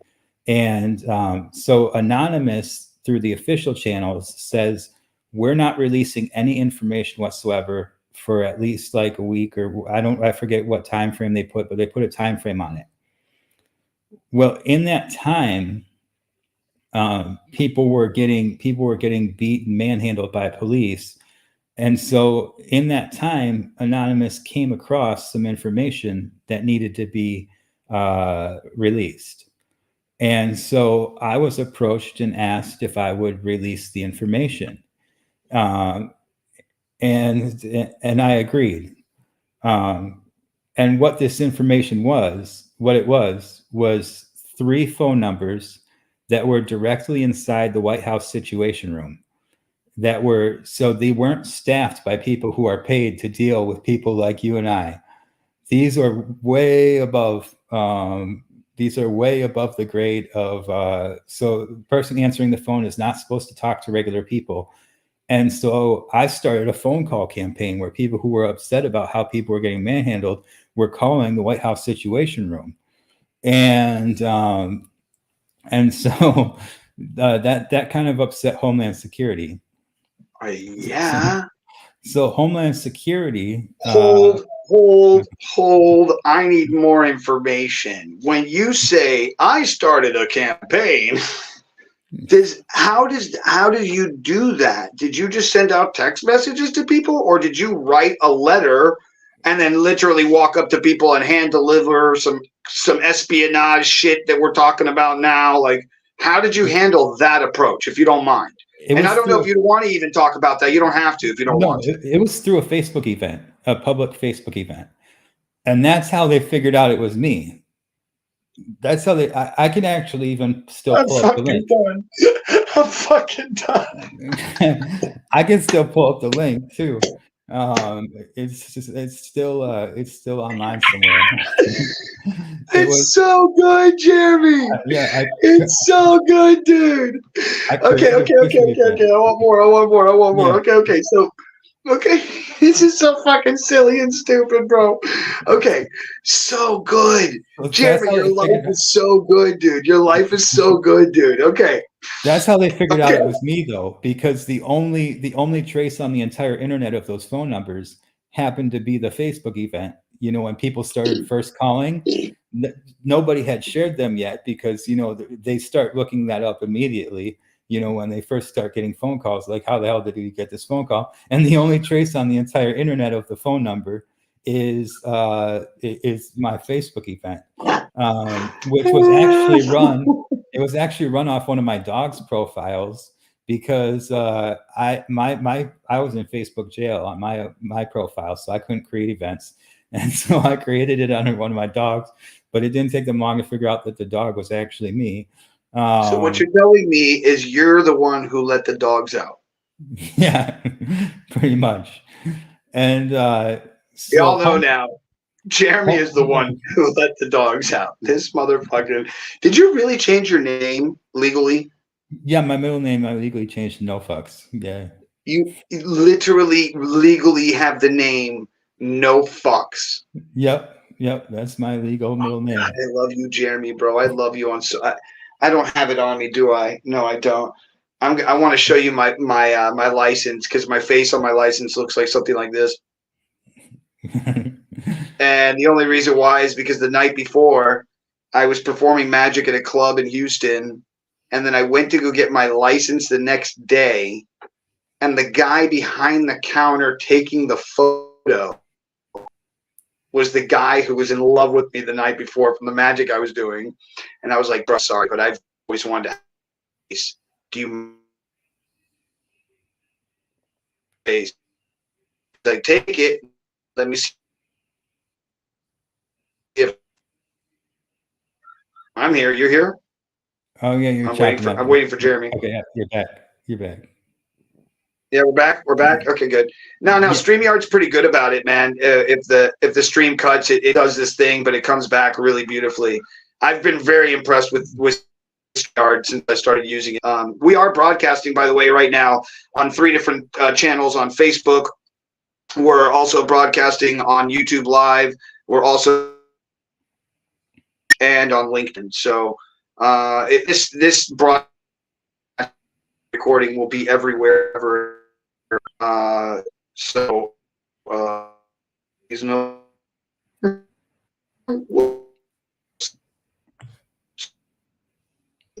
everything that you do in your life is super recorded and super watched, no matter what you do, for the remainder of your life. Yeah, probably.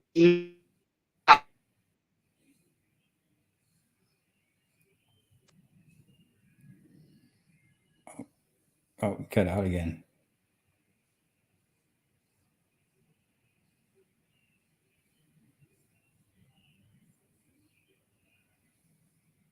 My point exactly.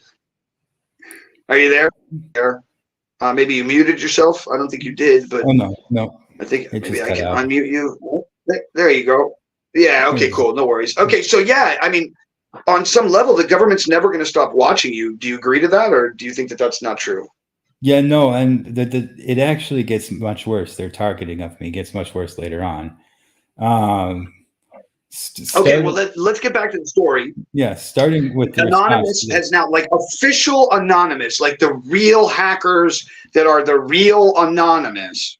Yeah. Trinkle down in their Trinkle fairy suits, whatever the fuck, and they come to you and they're like, "Yo, bro, we want you to release these numbers," and you're like, okay, and you put it out on your dog's profile. People start taking the numbers. They start calling. Let's continue. Yeah. So then Homeland Security, whose office is actually only a couple blocks away from my house at the time, they start calling me, and so they call me every day for like 3 days, and they're calling me and they're trying to get me to take down the numbers.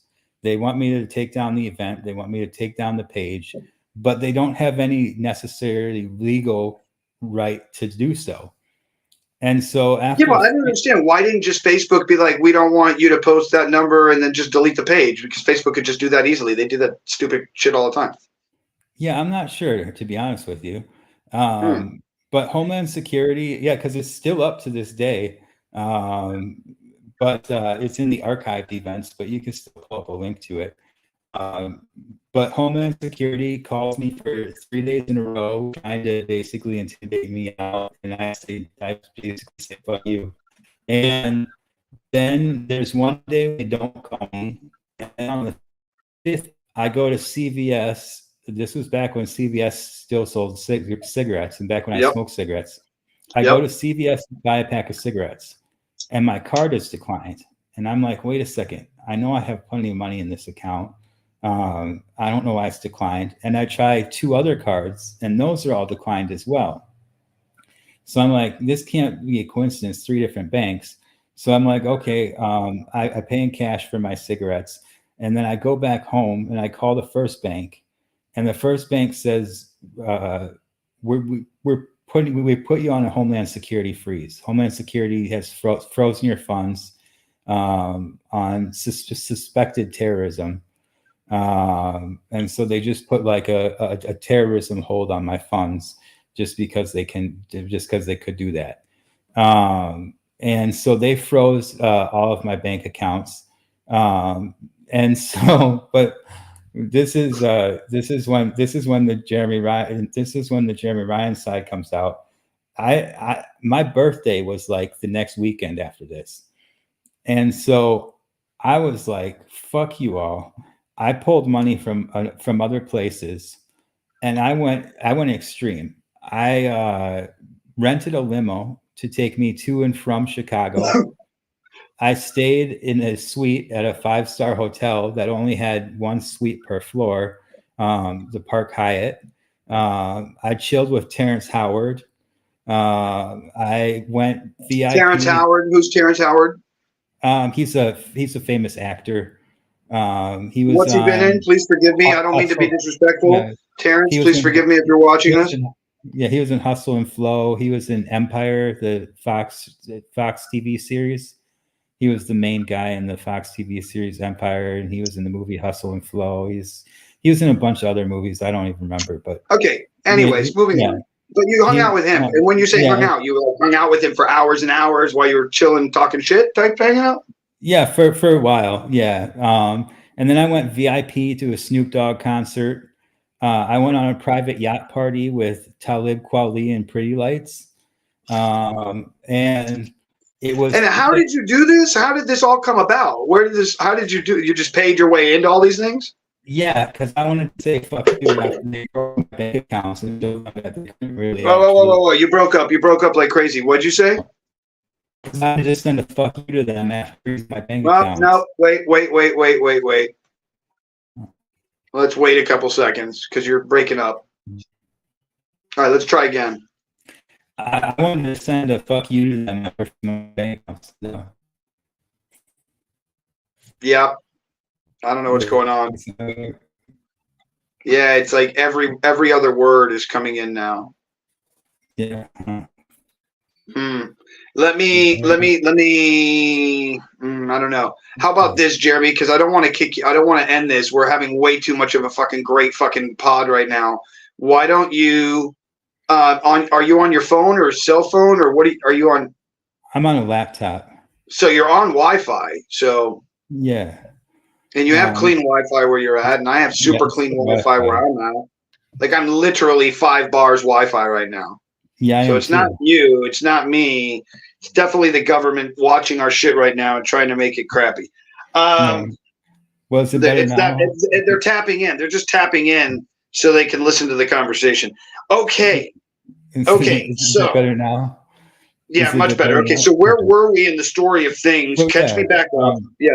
The whole reason for this trip was just as a fuck you to the government for freezing my bank accounts.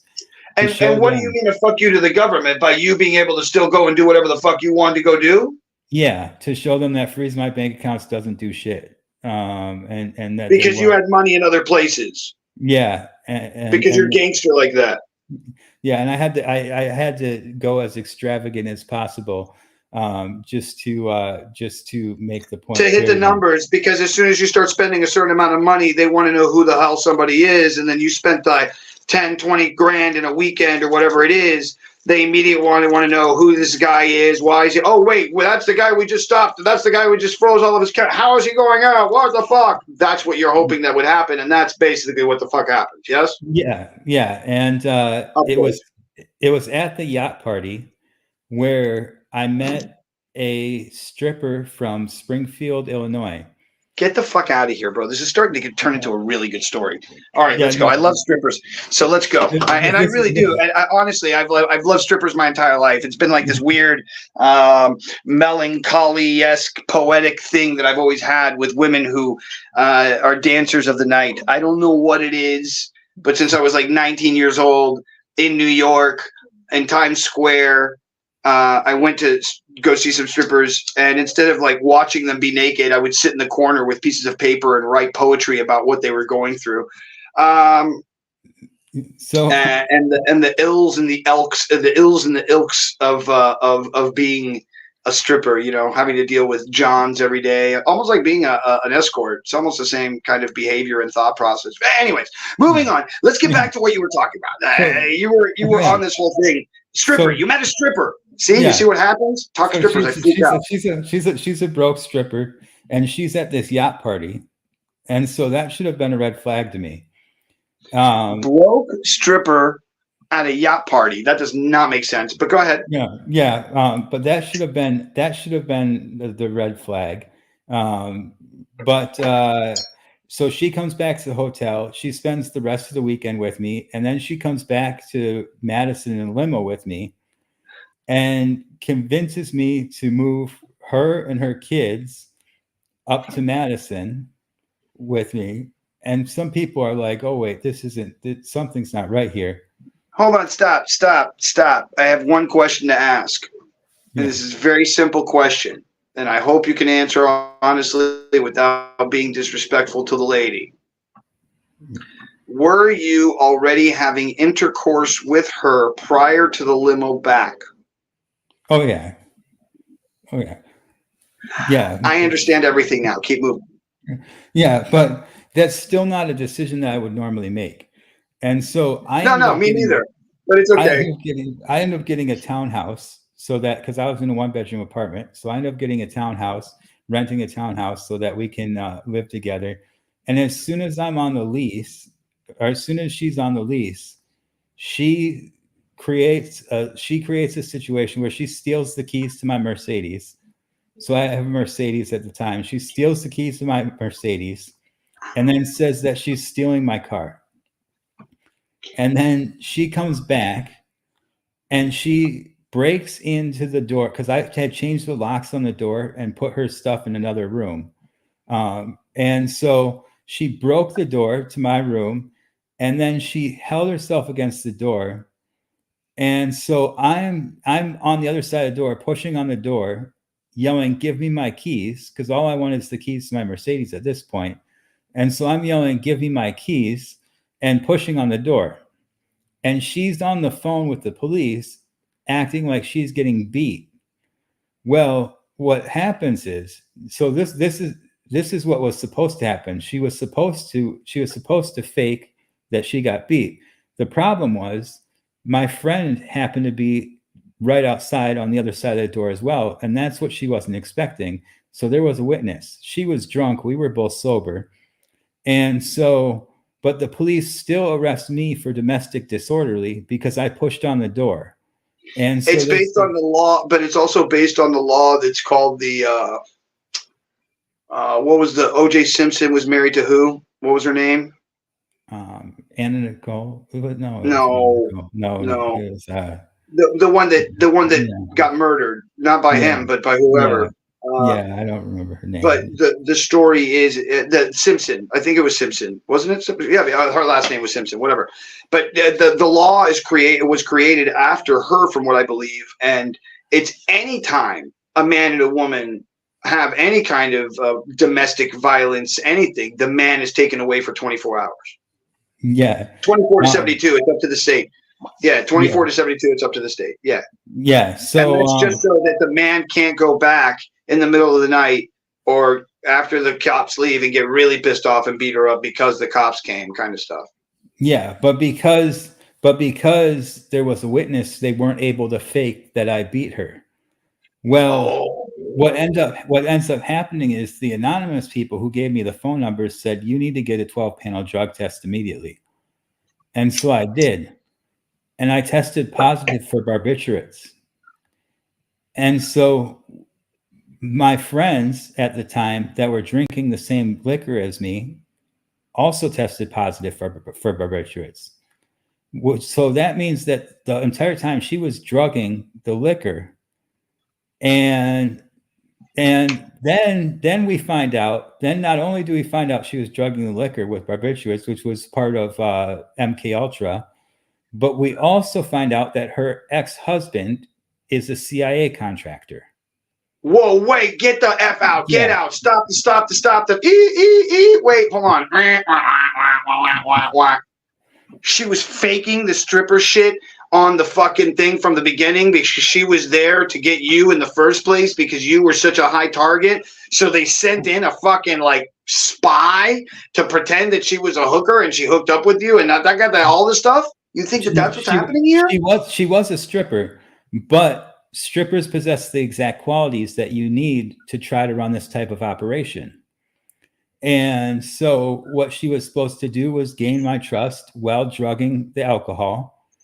So the inhibitions are down, and then fake a domestic incident that was supposed to look much worse than what it actually did. It wasn't supposed to be, all I did was push on a door and, give me my keys. It was supposed to be she her bangs her head getting beaten against, and thrown around and trashed all over the room and whatever, because right? that's what the 911 call sounds like. But she couldn't say that happened because there was a witness. So once they got there, she had to admit, she never said on the 911 call she was getting beat, but she's yelling like she is getting beat, you know. Right. So Right. like she easily, if had there not been a witness, she easily could have twisted that 911 call, banged her head against the wall enough times. Oh, and that's it. That's it. You're done. Yeah, I know. I know. It very easily could have gone that way. But thankfully there was the witness, and thankfully we were both sober and she was drunk as fuck at the time. Wow. But yeah, so then I end up losing the townhouse because the court order says I can't be go to my with own her place in the same space, and her name is on the lease, so you lose the house. But I was the one paying rent, so she wasn't paying. But I'm not about to pay rent for months. So right, so okay, fine. So you're like, fine, take the house, pay the rent, lady, and then she can't pay the rent. She's going to end up not being able to pay the rent, or she's going to have to start stripping like crazy. Yeah. And so she went back to Springfield, Illinois, but only after the eviction process had started for the townhouse. And so, then you went back, or no, you didn't? Oh no, because eviction process started, so now you can't go back. Yeah, no, now I can't go back. And you wouldn't want to go back anyways. Why would you want to go to a townhouse if you're by yourself? I mean, there's no need for it at that point. Yeah, so I moved elsewhere with a landlord that was actually a fan of mine from the protests. Oh, get out of here! Fucking love this. So he was like, "Oh, eviction, no big deal. You know, I believe you. You know, I know who you are. I've seen your stuff. Blah blah blah. All that. So dope." But I did end up getting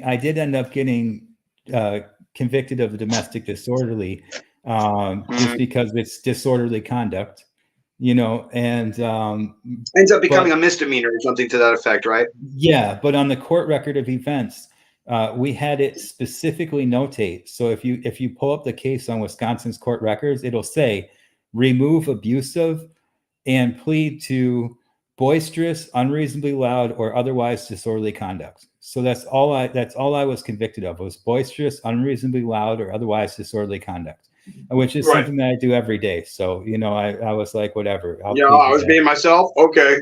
I guess I'm being myself, right? I'll plead to that. Who gives a shit? Right.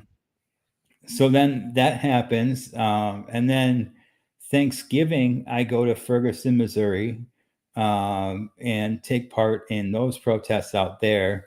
But nothing really major ends up happening. And then I end up moving into a house that I do like a lease to own or rent to own agreement on a house. I start a window tinting shop. And so I'm making decent money at this time through the window tinting shop. And so I end up getting a house. And the police end up, the local police, the Madison Police Department, ends up flipping a guy who I sold weed to, because I had sold weed this entire time. Oh man! And so they flip a guy I sold weed to, and they buy, the undercover agent buys he sends an undercover agent over. They buy 2 1/8 and a quarter of weed. That's it, just 2 1/8 and a quarter of weed. They come full SWAT team, bust down the door, breaking windows, full on. Like there's a video of it because there was cameras outside the house, and in the cameras outside the house, they actually admit to a whole bunch of shit they're not supposed to admit to as well. But it made them look really bad. But that video is online too, and there's cameras. Does that help your case later down the road? A little bit. It helps give me a little bit of negotiation room. But I am still getting a felony for maintaining a drug trafficking dwelling. And I do 20 days in jail or 21 days in jail, one of the two. But again, I have to send them a fuck you. And so this time, what I did was I went to Illinois and I bought a limousine, a Lincoln Town Car limousine. And I slapped some 22-inch rims on this Lincoln Town Car limousine. And I hired a driver so that for work release, while I'm going to jail, I can actually get picked up and dropped off every day in a limousine. And so I made them look ridiculous. You could barely even turn the handle, but they couldn't turn down a car that I owned with a driver that could legally drive it. Jeremy, you are, sir, can I tell you something? Can I tell you something, Jeremy? You're a fucking genius, dude. You're an absolute fucking genius at being a troll, at being a boss. Like what if there's anyone out there ever who needs a meme made of them with the fucking glasses, it's like your whole entire life. It's like there's one after the other where you're just like boss, you know, like fucking moments.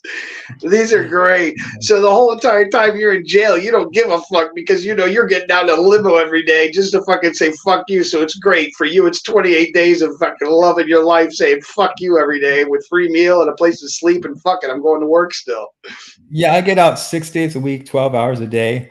I've got cigarettes. I just take a couple extra muscle relaxers before I go back so that I sleep most of the other 12 hours. And I'm good. I barely spend any time. They actually called me Ghost in the jail pod because they never saw me. Because you were never there. 12 hours out of every day is a lot of time to be gone. Yeah, and usually I would leave in the morning, come back at night. And so sleep, and then everybody else was there. And then in the morning you would leave really early, and bomb, you were already in your limo going away. And then every day those cops were like, "Who the fuck is this guy getting picked up in a limo every day?" I was posting snaps of me smoking cigarettes with my jail wristband in the back of the limo. Just all sorts of out shit. of here! Get the fuck out of here! I was having fun. Okay, so let's go. So right after these 20 days, what happens? So then I go back, to just regular living for a while, and then 2018 comes around, and 2018 is when I decided to run again for Congress. So but this time more serious. Yeah. Okay. So I declare my candidacy, and Paul Ryan 2 weeks later drops out. He says, "I'm not running anymore." He starts running a charity or something, but he says he was Speaker of the House at the time, and he says, "I'm giving up my Speaker position. I'm not running anymore. This is my last term," and so that enables a primary. And so we end up having a 5-way primary. And you're in it. And I'm in it. And, bro, I need to make a documentary of your life, Ryan.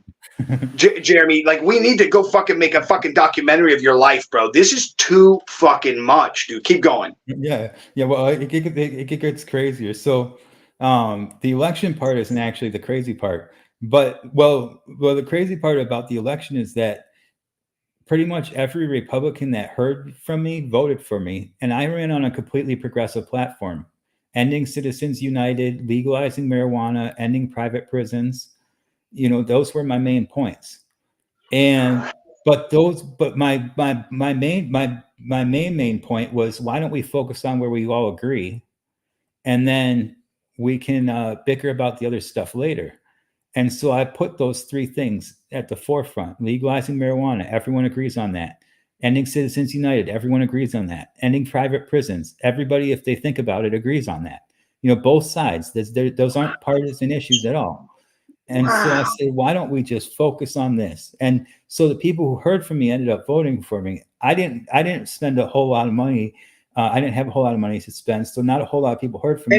And then I'm going to ask again. At this point, when you're doing it serious, and you're into it this time, you're going to tell me that nobody who already knows who you are, who already knows that you have a political background, that you've been arrested a bunch of times, willing to stand up for the people, there's no fucking millionaire, billionaire that comes to you and goes, "Bro, here's some money." Not one. No, nobody thought I'd even get close. And I ended up getting 13% of the vote in a 5-way primary. I won one of the counties entirely. and I ended up getting 13% in a 5-way primary, and so that made the federal So government. I know this is stupid to ask that, but out of like first, second, third, fourth, fifth, what were you, like third or fourth? I was like third, I think. Yeah, I think I was third. Yeah, I wasn't last, but yeah, and I only spent $600, and Again, and I didn't take any money from anybody. and the $600 is what, just to enter? Just so no, that was most of it was gas money to go down to the district to get signatures, because the signatures had to be from the district, and I live like Wait, you have to register how much gas money you spend? Yeah, well, no, I didn't have to register any of it because it was under $5,000. I just made a personal note of how much I was spending, and I spent about $600. Goodness, get out of town. Anything under $5,000, you don't have to file any finance reports. And so okay, and then wait a second. Were there people who like were part of your thing that maybe like owned sign companies, or like again, people who just loved you from the community that were willing to buy signs and do stuff? Did you have that kind of like approach on the back end? Did you have a website? I don't know what year, you're 2018, 2019. So there must have been a website and all that stuff, right? Yeah, I had a website, and I had some people. I had a guy who owned a print shop that helped me with some printing stuff. And I had some advertisers that helped me a little bit to get discounts on some advertising, on a little bit of advertising. But the one of the biggest ways that I got publicity was just pure shock and awe. I had a video where I went and got hammered at the bar. So I had like 12 shots of tequila or some shit. And then I came home and I was smoking my bong and taking questions from people. And it was called Drunk High Politics with Jeremy Ryan. No. Yeah. And I released that video, and that created news stories. Then the news was like, oh my God, this guy's drunk and high releasing a campaign video. You can't even smoke, you can't even possess marijuana in this state.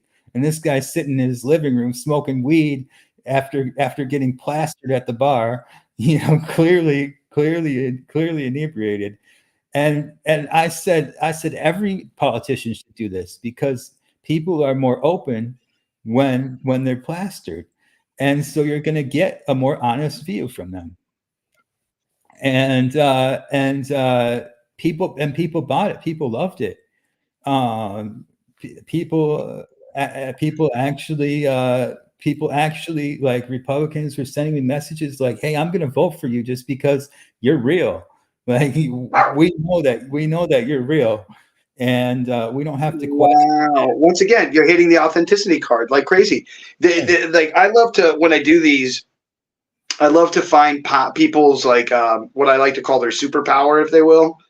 And it seems like yours is that one right there, like right off the bat, right? It's this like knowing how to be authentic without having to make it a plan is the thing that you seem to like do very well. Like your gut instinct for when to be authentic, which seems to be always like it's not like you're playing a character right now, but what I mean by that is that like you seem to know when to play that trump card really well, because you know what I mean? Like, especially in that whole like thing, you would have thought that if you would have had like a group of people who were on your team and you're like, hey guys, here's my idea. I could just imagine the fucking like the boardroom meeting. You're like, so I'm going to go to this bar and I'm going to take 10 shots, hang out, and then I'm going to go and I'm going to shoot all this live, right? And then I'm going to go home and do a question and answer on Reddit. I also had a campaign video titled "Piss the Fuck Off." If you Google search Jeremy Ryan "Piss the Fuck Off," you'll see my campaign video. Oh my God, I got to see this. I smoke weed in that one too. Oh my God, that's so good. That was my commercial that was pushed out just virally through Facebook, and so yeah, off of such little money, I end up getting close enough to the point that the federal government says, okay, he's a threat. because that makes me a massive threat to the two-party system. If I can set an example that off of little money you can actually do something, then that threatens the entire system, because the entire system runs off the presumption that you need a whole bunch of money in order to get anywhere. And I just fucked all that up. And right. I wasn't even allowed at the debate. Well, it's an industry in and of itself, Jeremy, that you're pointing a finger at, right? And I'm sure with your ability, you could go literally to any industry, and just by looking at it from this macro point of view that you seem to have, that which is, by the way, your second superpower, that you're able to look at everything from this really like point of view, and you can go, oh, that's the thing that's messed up, and that's how you point your finger at it and go. Like, you have this very beautiful, and that's a talent. That's like the same people who are able to make puns out of everything. Do you know what I'm talking about? Like, they can make anything a pun. You have that same ability, but in the awareness of situations. Yeah. Does that make sense? Yeah. Does that feel right to you when I'm saying that? Yeah. Like, you can look at a situation from like this really weird, like, outside point of view, like I said, and you can immediately find the thing that is the crux of it all, if you will, and then you can immediately find how to make it funny and funny. At least you can point a finger at it in a way where other people, when they look at the way that you're pointing, they go, "Oh, fuck, he's right." Yeah. Does that make sense? Yeah. Okay, please continue. Please continue. Yeah, and the thing is, the crazy part is the Republicans in Wisconsin have been trained to hate me, and so the fact that some of them were able to turn around and actually start voting for me was crazy. But they must have. So at this point, does the government ever come at you? Does I mean, you've dealt with the government, you've dealt with all these things. To me, and I think to most people who watch the news, in just a little bit, they come at me, and they come at me hard.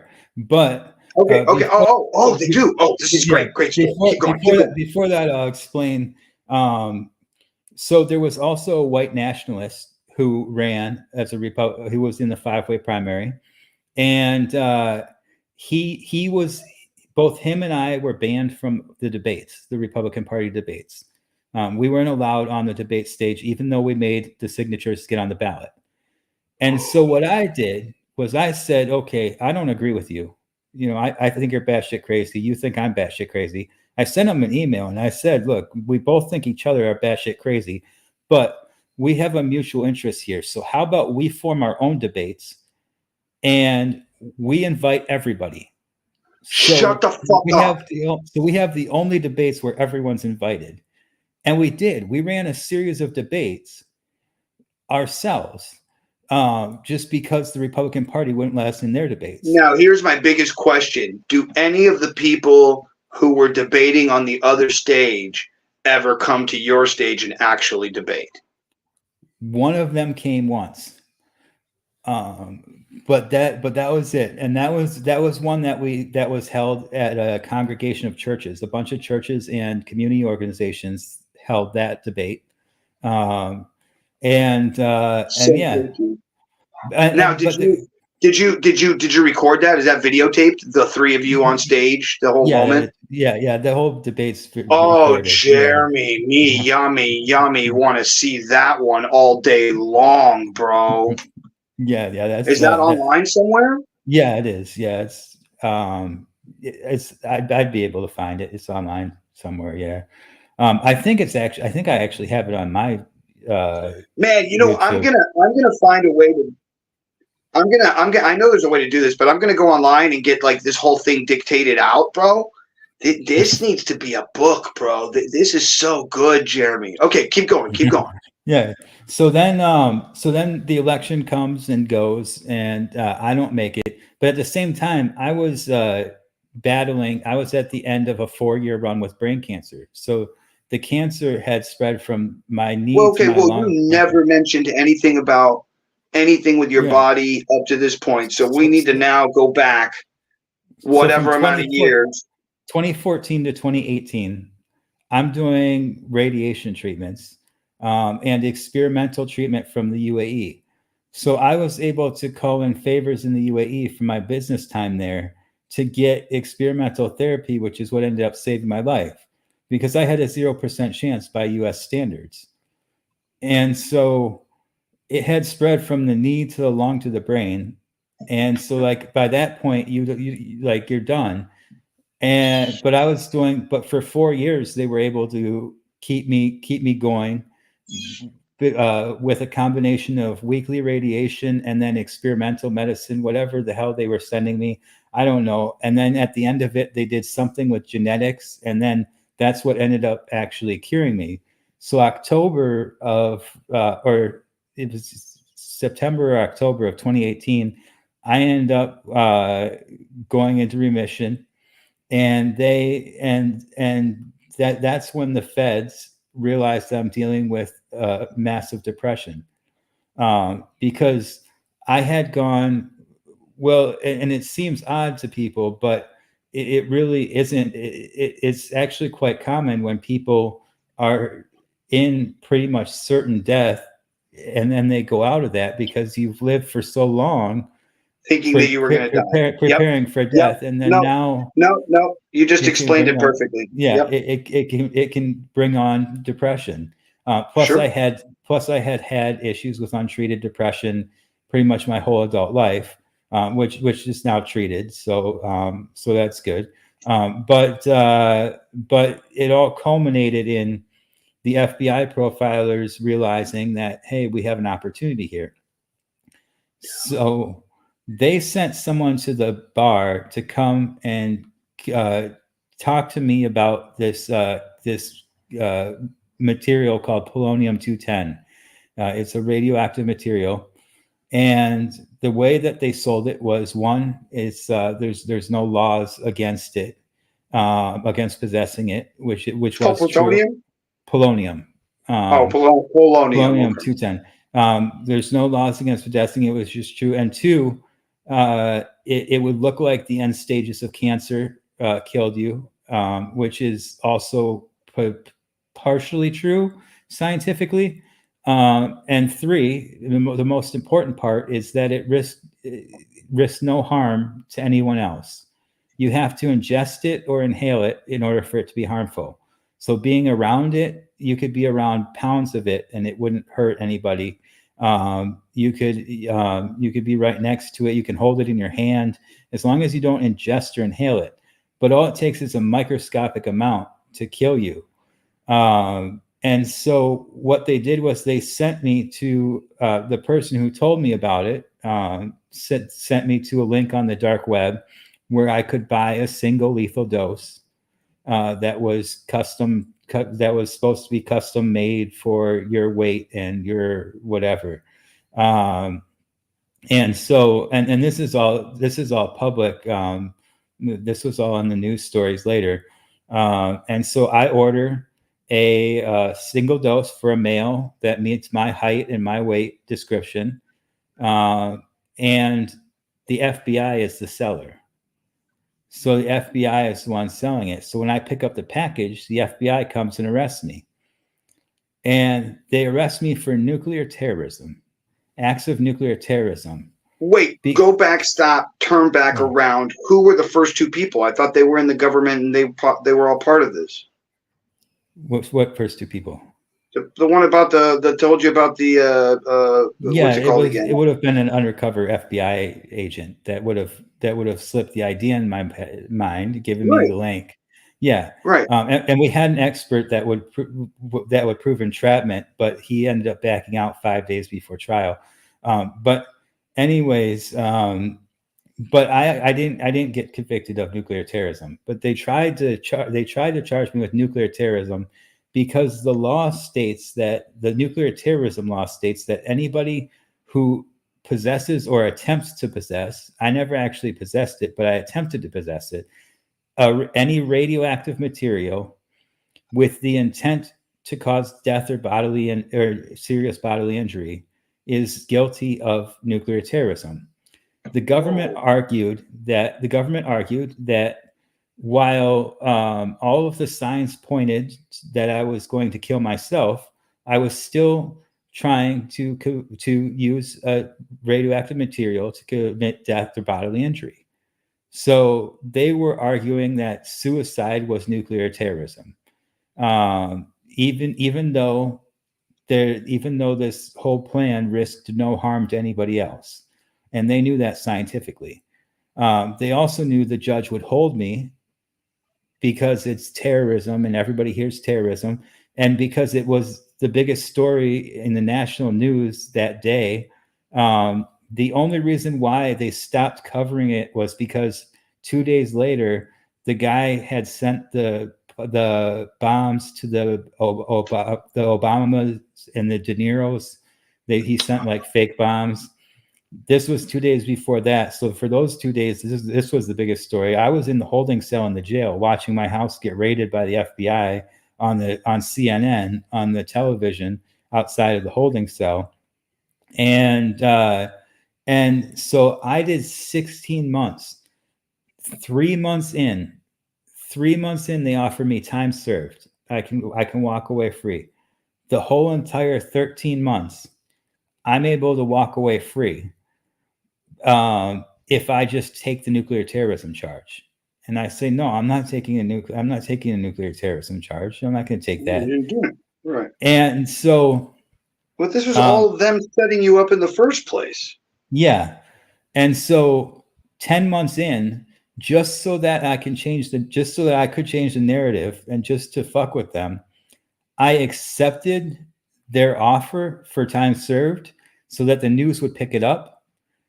And then I declined it at the last minute. And so now everybody knows that they're offering me time served. This isn't as serious of a case as they say it is. And so it pretty much, it fucked their entire optics. Because so I took the deal and then turned it down at the last minute, just to fuck their optics. Again, that's the authenticity card again, because it's the most authentic thing in the world to say, yeah, sure. But then when you go up to it and you go, oh, wait, I'm having to sell my soul for that? Nope, not going to be it. Boom. That's the authentic card again. Go ahead. I did another 6 months after that, this whole time I could walk out any day if I wanted to, but I would have had to take the nuclear terrorism charge. And at one point it even got so bad that I had a nerve issue, but I didn't know it was a nerve issue. So the whole side of my face went numb and drooped down.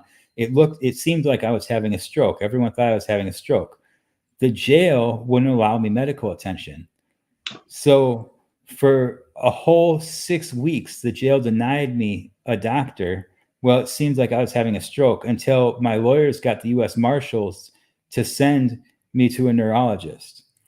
And so the U.S. Marshals ordered the jail to send me, because I was in federal custody. So the U.S. Marshals ordered the jail to send me to a neurologist. The neurologist said, I think he had a stroke. It even looked to the neurologist like a stroke. But we won't know until we do an MRI. They did the MRI, found out it was a nerve thing, not a stroke, thankfully. But the jail could have potentially killed me by not giving me the medical attention then. But even then, but for that 6 weeks, they put me in segregation because I filled out too many medical slips. Because I was advocating too much for myself, they put me in segregation. They put me in the hole for advocating too much. And I still, that whole time, didn't go home. Even knowing I could go home at any day. I could have at any point just signed the papers and gone home. 5 days before trial, they make me another offer, plead to unlawfully attempting to possess a radioactive material, which is like a really low felony in the feds. And it's in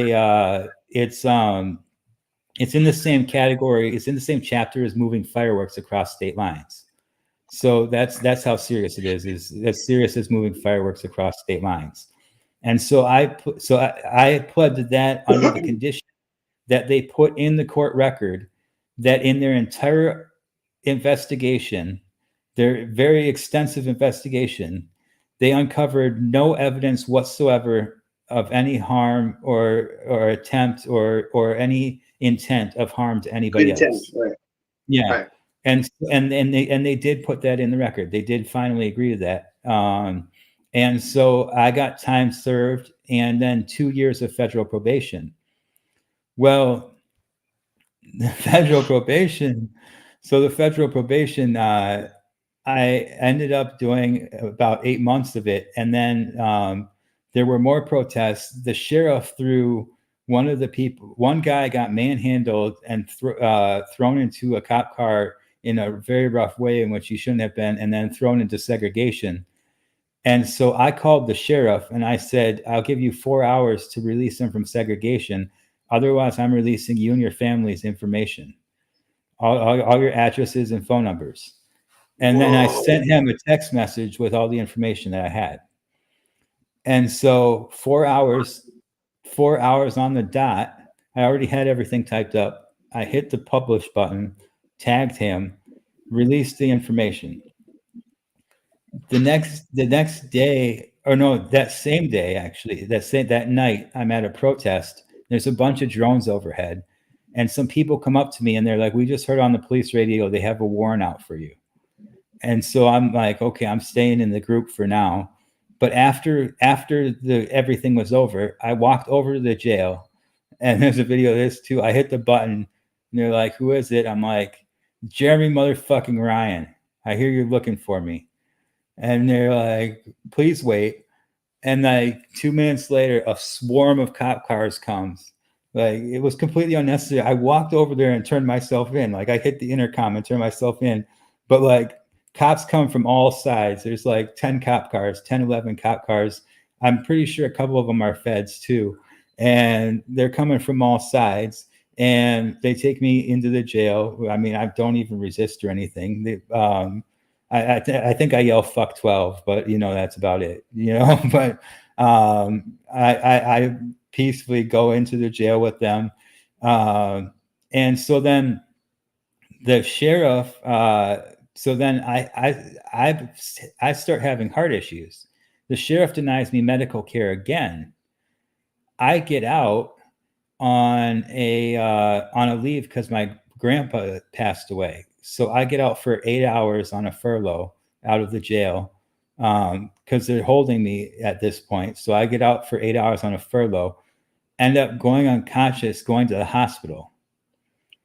The police come, swarm the hospital room. And so for the 3 days I'm in the hospital, and they're saying, look, his heart's not doing the best. And I'm in the hospital. The cops are just there, and I'm handcuffed to the bed, and I can't do anything.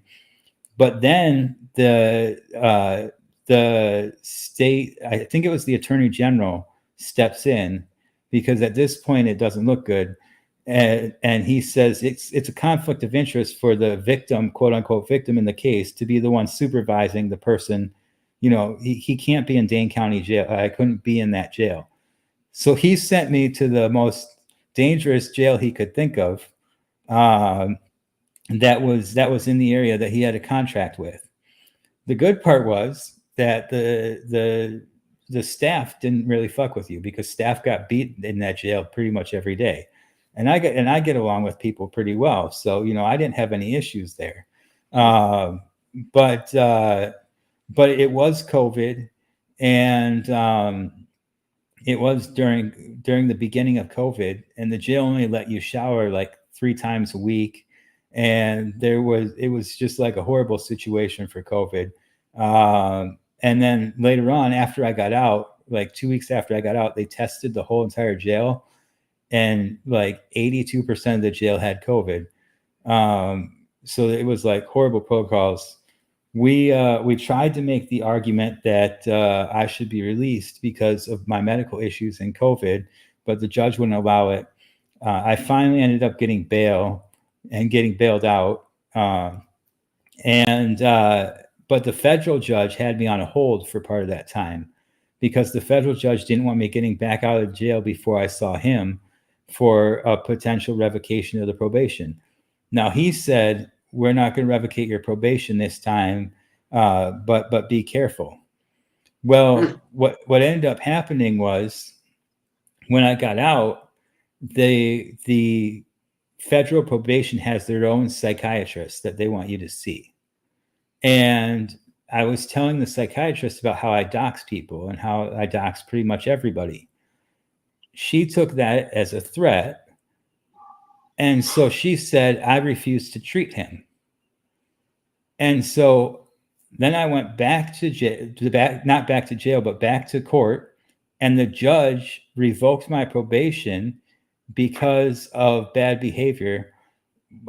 Because they said that there's nothing they can do for me because the psychiatrist won't even meet with me, and that's due to my bad behavior and blah blah blah blah blah. I never actually threatened to dox her in particular. I just mentioned doxing, and she got but at that point, they were using everybody on their side to find anything they could. Any one thing you said that was wrong, they were going to use that, and they were going to run with that. So that whole court hearing is actually on my YouTube, the entire probation hearing. So the judge says, well, I can't just let you off on bad behavior. So he sentences me to 2 months in federal prison. But what ends up happening is the Bureau of Prisons says, fuck this. He was on a federal hold.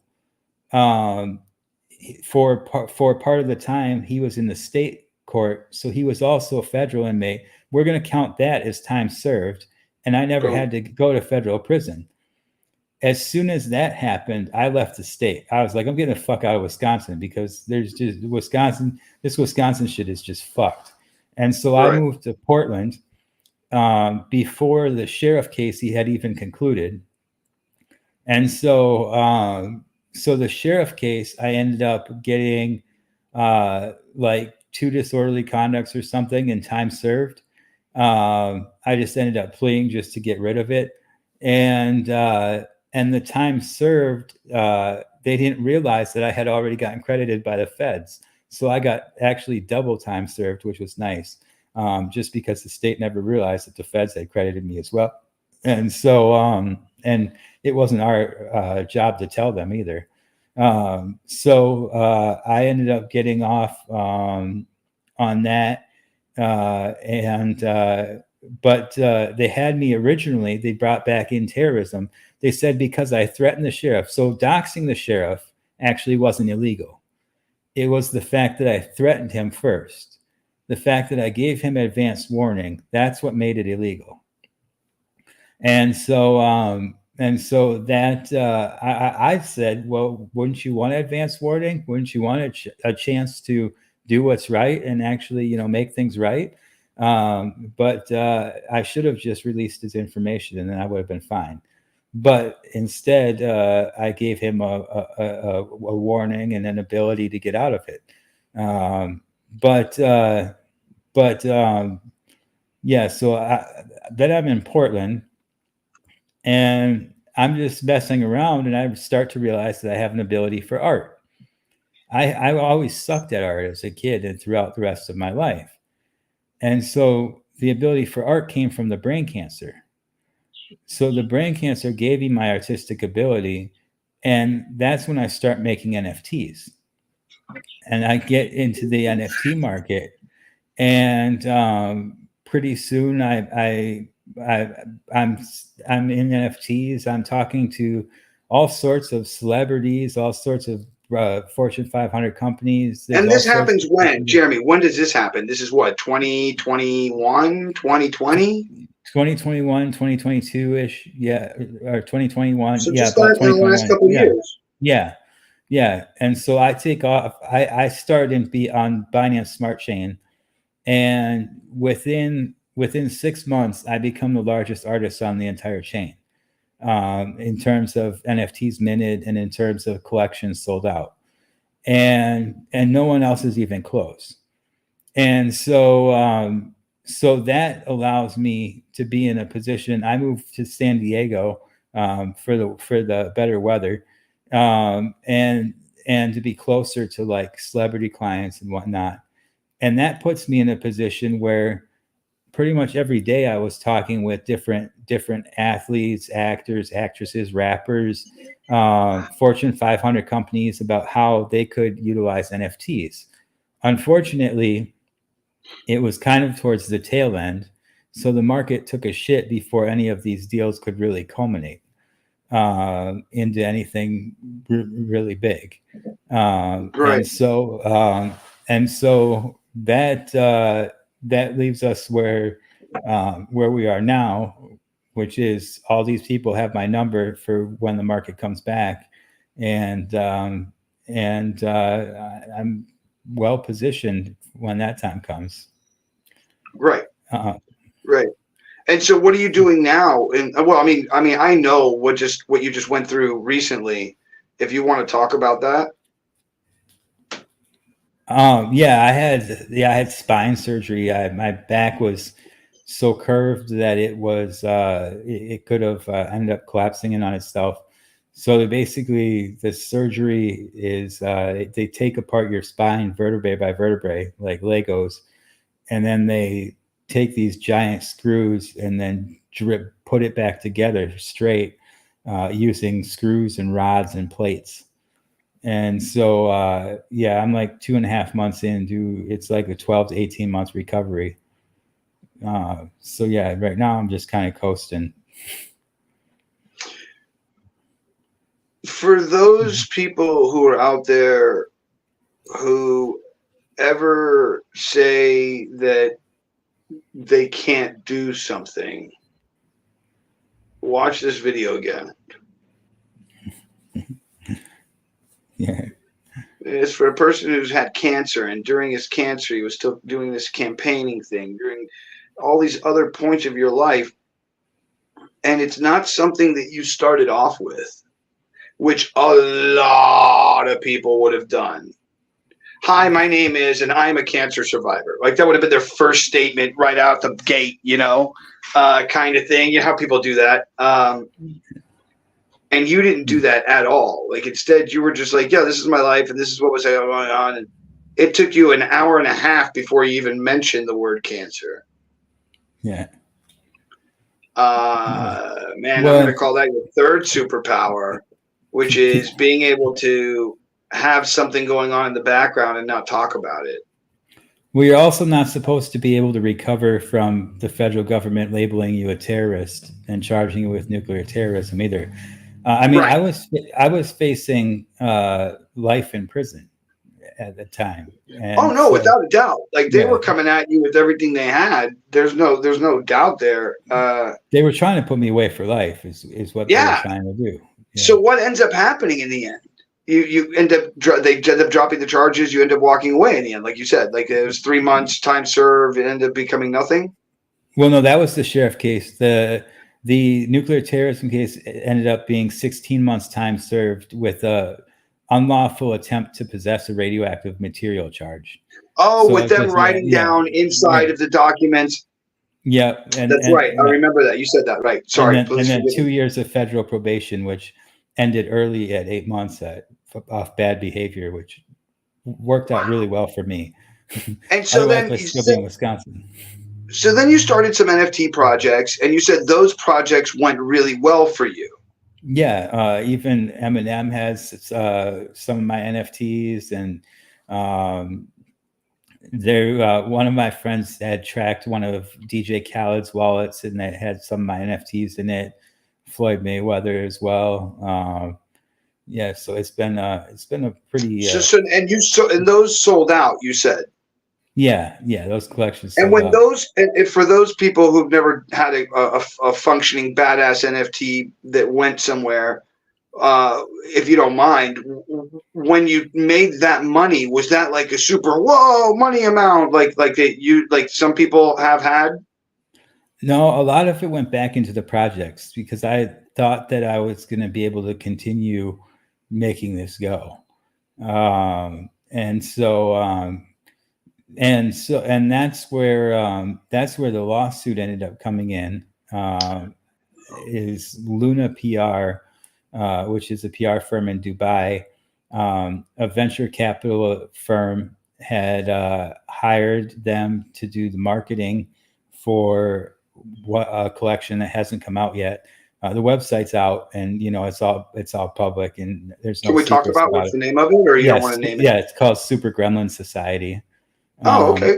and I it thought was that was out already for some reason. I was going to mention that later on. oh, Yeah. the whitelist is out, so you can whitelist for it, but unfortunately, due to Luna PR's fuck ups, it became too late. The market had crashed by the time we realized. But they just had run horrendous service and gotten us nowhere.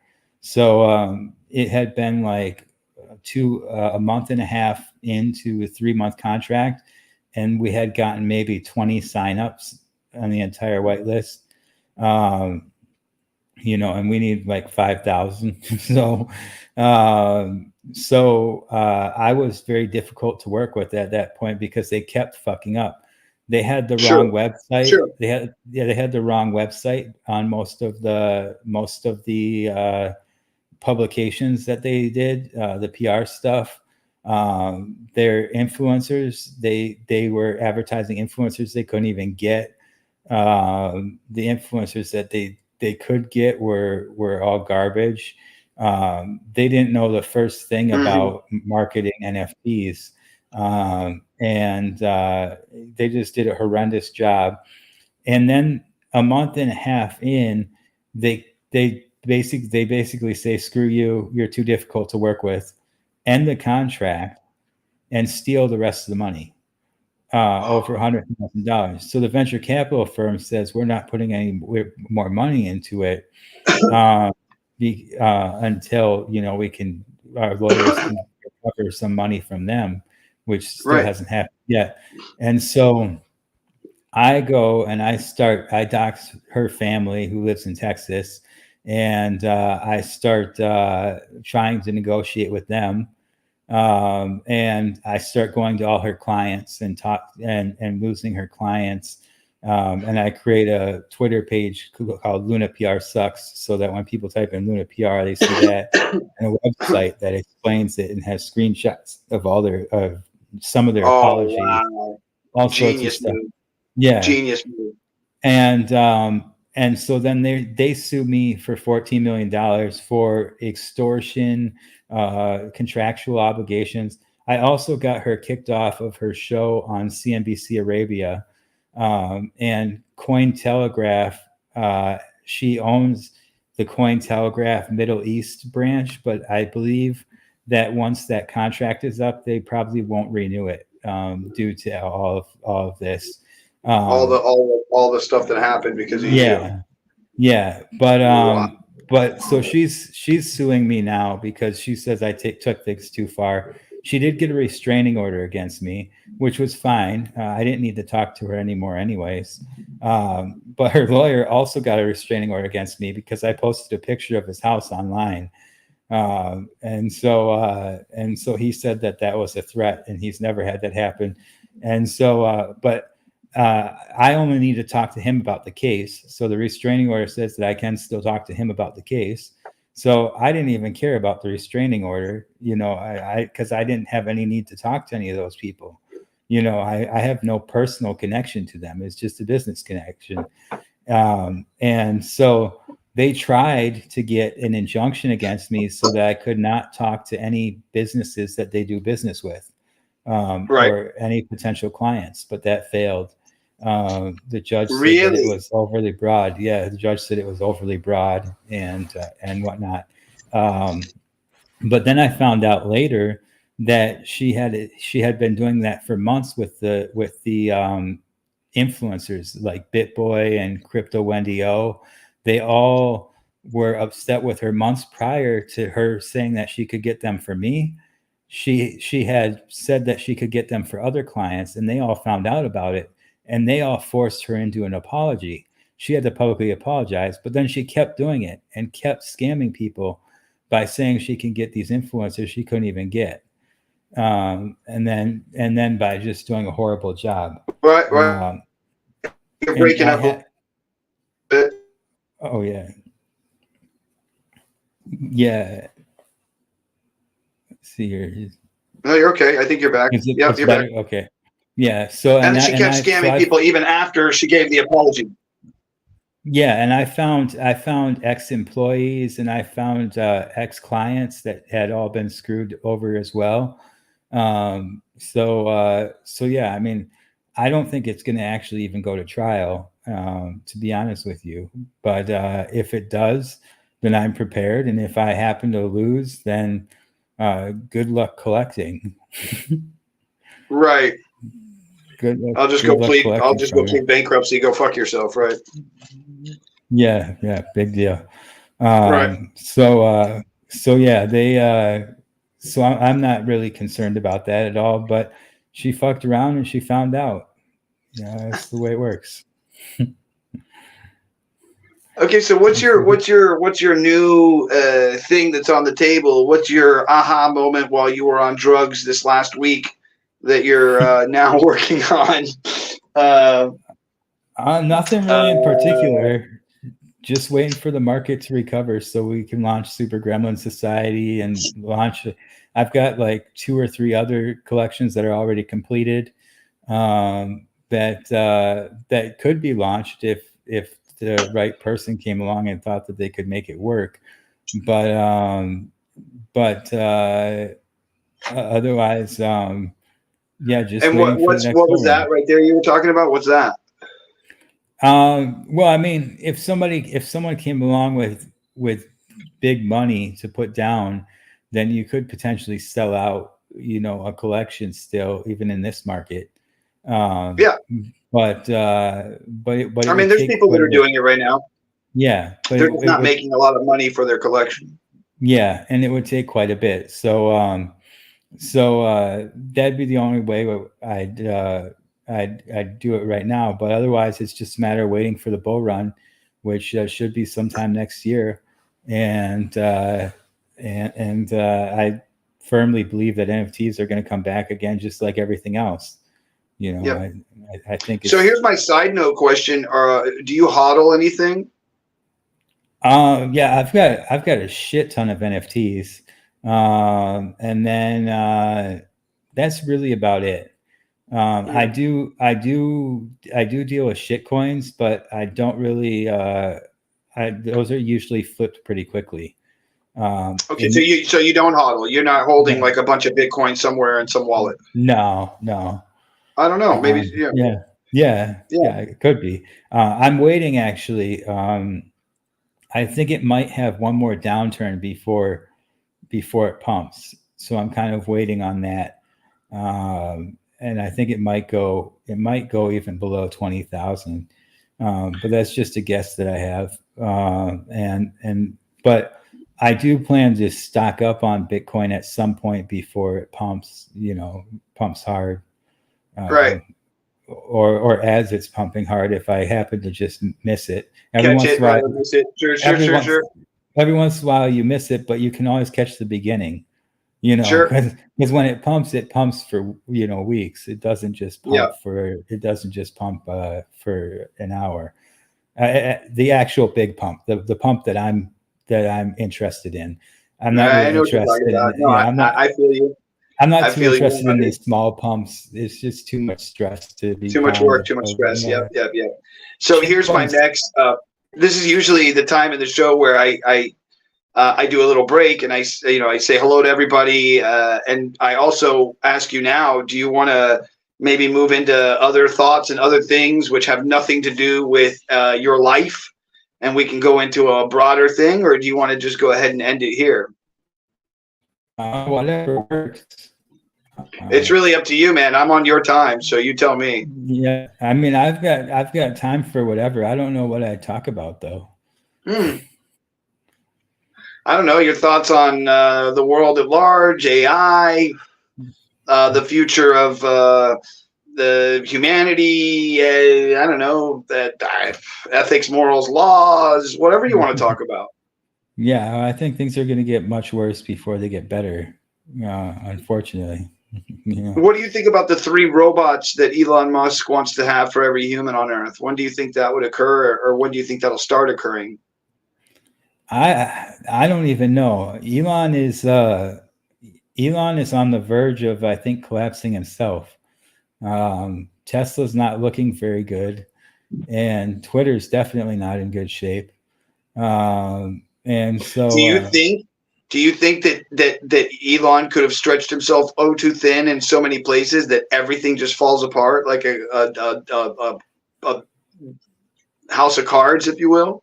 I think it's possible. I think even in that scenario, he still remains a billionaire, but he doesn't remain rich enough to actually fulfill these big giant plans that he had before. But you yeah. don't think that he could? You don't think he has something in his back pocket that he could pull out of nowhere that's a new thing that's gonna make him a ton of money again? You don't think that that's happening? Probably not. I mean, his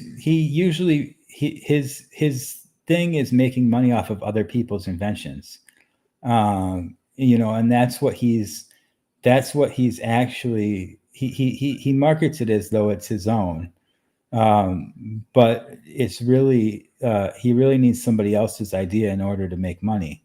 And well, I'm saying he's at a place and in a position where he has more than enough money that he can step back and just look at everything from a bird's eye point of view. And on the purview out here, he can do his own little Shark Tank. People will come up to him all the time and, hey, I have this idea. I have this. I have that. I have this. And he could look through 1 million of those and find one that he likes. Yeah, I just don't know. I just don't know if the odds are in his favor. I just don't know if the odds are in his favor to once again get an idea that's that big, that's big enough. That's good. That's like a Tesla, like a PayPal, like a whatever. You don't think it's going to happen again? Yeah, because every VC firm has the money to fund that as well. So they're looking for the same thing. Everybody's looking for the same thing, and so he's got tons of competition. So the next big grand idea probably won't be his, in my opinion. But and you don't think he's connected to the oligarchy, and they want him to keep playing because they like his character within the system? I mean, that's possible, but it still doesn't mean you're going to find the next big idea, because next big idea starts small, and it starts in a garage. No. I hear you. It starts in a garage. Yep. I hear you. 100%. No, I hear you. I hear you. Yeah. Well, I don't know. What else do you want to talk about? Do you have anything else you want to maybe throw your 2 cents into the bucket? Yeah. Do you think that World War III is going to happen soon because of what's happening in Gaza, Palestine, and Israel? I think it's quite possible. I think it's quite possible that we could be in multiple proxy wars, actually. And we could even include China and Taiwan into that at some point. China and then we're spread too thin. Yeah, because eventually I think China's going to say fuck it and invade Taiwan. And then we're going to have 3 proxy wars that are all going on at once. Right. And yeah, that's a very real possibility. And the reason that I'm asking you these questions is because, once again, you have this ability to look at things from such a macro point of view. What's your thing that you would point a finger at that you could make content out of that is like like you've done in the past so many times before? What would you do for this situation? I don't know. I think that Ukraine has to beat Russia in order. No, I meant in Israel and Palestine. Oh, in Israel and Palestine. I don't even know what to do there, to be honest. It's intense, with you. Right? I don't think there is an answer. I think the answer is that it's either like there was somebody, I'm not sure who mentioned it to me. Was it? No, it wasn't you. I was on the phone right before I spoke to you. The guy who started Prager University. There's a video that's going around Israel right now that he's asking, what would happen if everybody were just to stop? Like on both sides, what would actually happen? He's like, what would actually happen is that you would actually start to see the difference between those who are terrorists and just want the end of a certain race and those who don't. It's that simple. Yeah. And he's like, until that is resolved, we're headed towards something quite devastating that people haven't seen within our times. I mean, we're already seeing stuff on television that hasn't been seen before. You know what I mean? At least for our generation, we don't Yeah. know it like this, right? At least the Yeah. Western world doesn't know this idea of savagery, call it. Yeah. Yeah. And I mean, it's so difficult because there's wrong on both sides. And so it's so easy to spin narratives both ways. And it's so easy for people to pick their side when in Right. fact nobody's innocent. Right. Yeah. Right. And you can't be at that point, right? It's 75 years into something. You can't be innocent. Nobody can be innocent on either side. And I'm not condemning the Zionist Jews that want to have a place in Israel because of their history and their religion. And I'm definitely not blaming the Palestinians who were, already there, and the Jews that were already in Israel prior to this whole thing happening. I say it, it's biblical. And I'm not sure if that biblical is any more real than freedom is considered real. Yeah, I Right? think Like, I go think the ahead. majority of citizens on both sides, though, are good people and don't want war. Of course not. The majority of citizens are in the right, but unfortunately, they're not the ones that make the decisions, Right. and so Right. that's what you're left with. Yeah, it's crazy, man. We're in a very weird time right now. One where you can feel like a lot of despair and stuff, but I've come to understand that it's all about share, love, give, grow. If you can live by those tenets in your life and understand that the first thing you're supposed to do is share, and by doing so, you learn how to give. That helps you, learn to love yourself and others, and it helps you grow. It's that simple. It's just that simple. But a lot of us are caught up to old ideas and old belief systems that are the tenets of exactly what I just spoke about. Yeah, And it becomes fanaticism that turns the whole thing upside down, unfortunately. yeah. I was actually drinking at a bar with Kajorli Rabin, who was Itzhak Rabin's daughter. And she lives in San Francisco. And she was talking about, but she goes to Israel frequently. And she was talking about one time she was in Palestine. And I don't know if she got lost or something happened, or her car broke down or something. And the Palestinians were so nice to her, even knowing who she was, and their hospitality was absolutely amazing, and it made her look at things a little bit differently.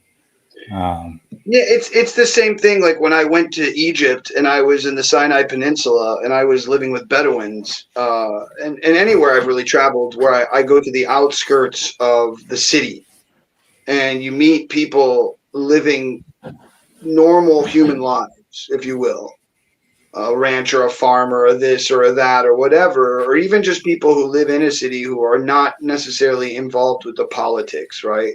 Who just want to have a normal life with their kids and their family or whatever it is.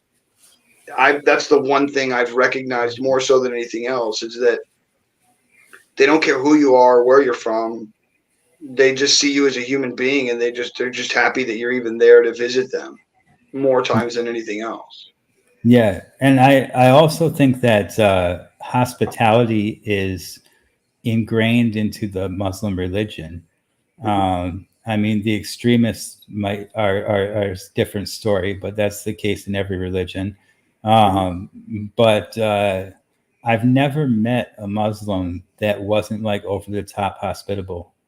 You know what? And the same thing here. Neither have I. I don't think that But then again, I don't think I've met any human being, and this goes back to not being a religious thing, just being a human being thing. Doesn't matter where I went to, whether it's Indonesia, whether it's here, there, anywhere, whether they're Christian, Muslim, Christian, Jewish, or Buddhist or whatever.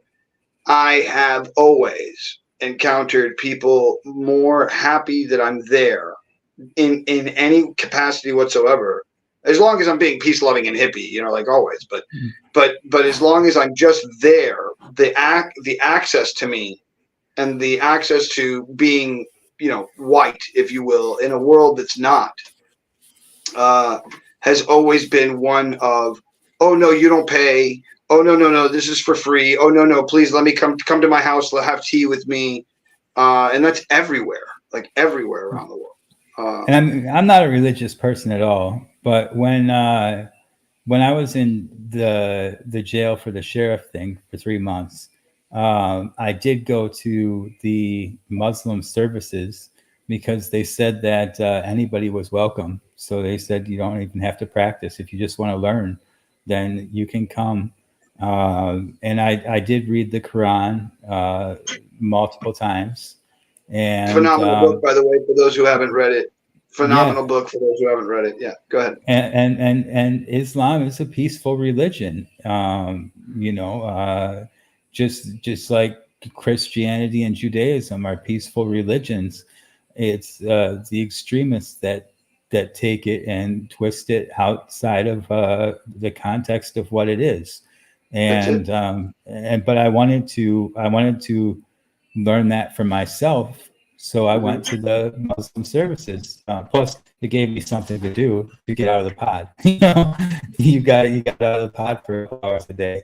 You'll do anything to do that. Yep. Yeah. But they were also very welcoming of the fact that I wasn't planning on covering. You're breaking up again. Hold on, Jeremy. Hold on. Are you there? Yeah. Yeah, it's still breaking up again. I don't know. That's weird. That's all right. I think there you are. I think you're back now. Oh yeah, you're back now. Okay. Yeah, they were very welcoming of the fact that I wasn't planning on becoming Muslim. I was just there to learn, and they were happy about that still. My uncle's which is hard to do in Judaism and hard to do in Christianity, which I found. I have found that if I went to unlike maybe Chabad, maybe, especially when they're having like a welcome to Chabad, check us out, all denominations are welcome, that kind of concept. That's it's rare. I don't know. Churches are a little bit more open, but not as much when it comes to come to our study group. I've only found in my life no, and I can't. I was going to say I found one, but I didn't, because I was going to say I had to prove that I was kind of Jewish in some way before they allowed me to study with them. United Church of Christ is one in Christianity, but they're extraordinarily liberal. But I grew up Catholic most of the time, and then my mom being a lesbian, having to hide the fact that she was a lesbian from the Catholic Church, otherwise getting condemned. Eventually said screw this and looked for a more welcoming church. And sure. The UCC, there were some people in the UCC church that would come to study that were Jewish, and there was one person that was Muslim that would actually come study at the UCC church. They'd come to church group. Was just because they were trying to expand, or they were looking to become Christian? No, they were just looking to learn more about it. I think their partner was Christian, and I think that might be different. Also, like if I'm dressed as a rabbi, quote unquote, like a black and white Hasidic Jew, and I were to go to a church dressed that way and said, "Hi, I'm here, and I heard you have a class that's for learning and I would like to learn here. I did not think at that point they're going to be like, no, Jew, get out of here. They'd be like, oh, yes, of course, come in. We want to show you what we like. That's a totally different thing. Whereas if I'm dressed up like this and I go to any one of those three, I'm going to have a hard time, in my opinion. I don't know. I've never gone to an ashram and asked. Yeah. Or to a Muslim temple. I don't know what that's called. A temple. A mosque. Yeah. To a mosque. I've never been to a mosque and asked, hey, can I come in and, hang out with you guys? No, I don't think I've done that. Yeah. Yeah. I'm sure they'd allow it. Yeah. Well, like I'm saying, I feel like it'd be much more open there. I feel like I also would feel the same way if I went to learn like from Indians that are into the Bhagavad Gita. I feel like I would get a much more welcoming feeling there than I do when I'm at a location that's Christian or Jewish. I feel like in those situations I'm being looked at very heavily. Like, who's this and why is he here, and that kind of feeling, and it's very off-putting to me. Yeah, that makes sense. Mm. Yeah. Well, Jeremy, we've been on for almost 3 hours straight. Is there, if you wouldn't mind, could you please tell everybody where they can find you, or where we can, get your social medias? I've already posted it, but just in case you want to mention a couple places where people can find you.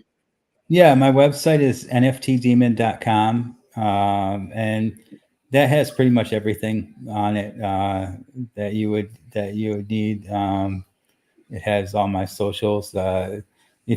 Facebook, if you just type in NoFucks, I'm the only NoFucks on Facebook, because you can't actually change your middle name to NoFucks on Facebook unless you provide legal paperwork that's your middle name. And you did. And I did. So what was the first website where everybody could go and get everything? Oh, NFTDemon.com. So it's literally NFTDemon.com. NFT Demon, DEMON. Yeah, .com. Okay, cool. Yeah. So I can post it up here like this, and that way anybody who wants to go, they can check it out. NFTDemon.com. Jeremy, man, your story has been an absolute mind-screwing, awesome, amazing, ridiculous. I mean, I'm still like blown away by just like one or two parts of the story, let alone. Yeah, and I want to go back to something before I let you go, actually. You mentioned something about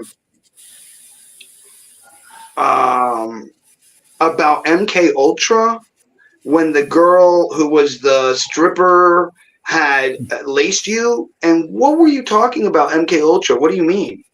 MK Ultra was a government program. No. I know that, but you're saying that you feel like you were in some way involved in the whole MK Ultra, what I like to call butterfly effect. Yeah, I think that they probably continued their experiments and found out that barbiturates were the best way to handle this situation. Because they're very discreet. Unlike some other drugs where you would realize you're being drugged, you don't really realize it, but your inhibitions and rational thinking are lowered. But it's slight enough that you're able to not realize it's going on. And so I do think that they perfected their science, and probably. And you think for sure, because this woman was her ex-husband was a CIA spook in some way, that she was involved, and that they used her to help get you and help you, put you in that situation where you were thank God that guy was there. Thank God you had your friend who was there.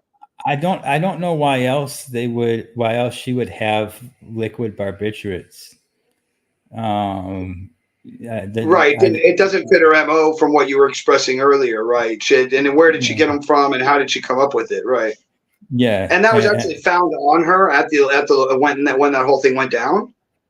No, it's just that we all knew, because everybody who drank the liquor tested positive.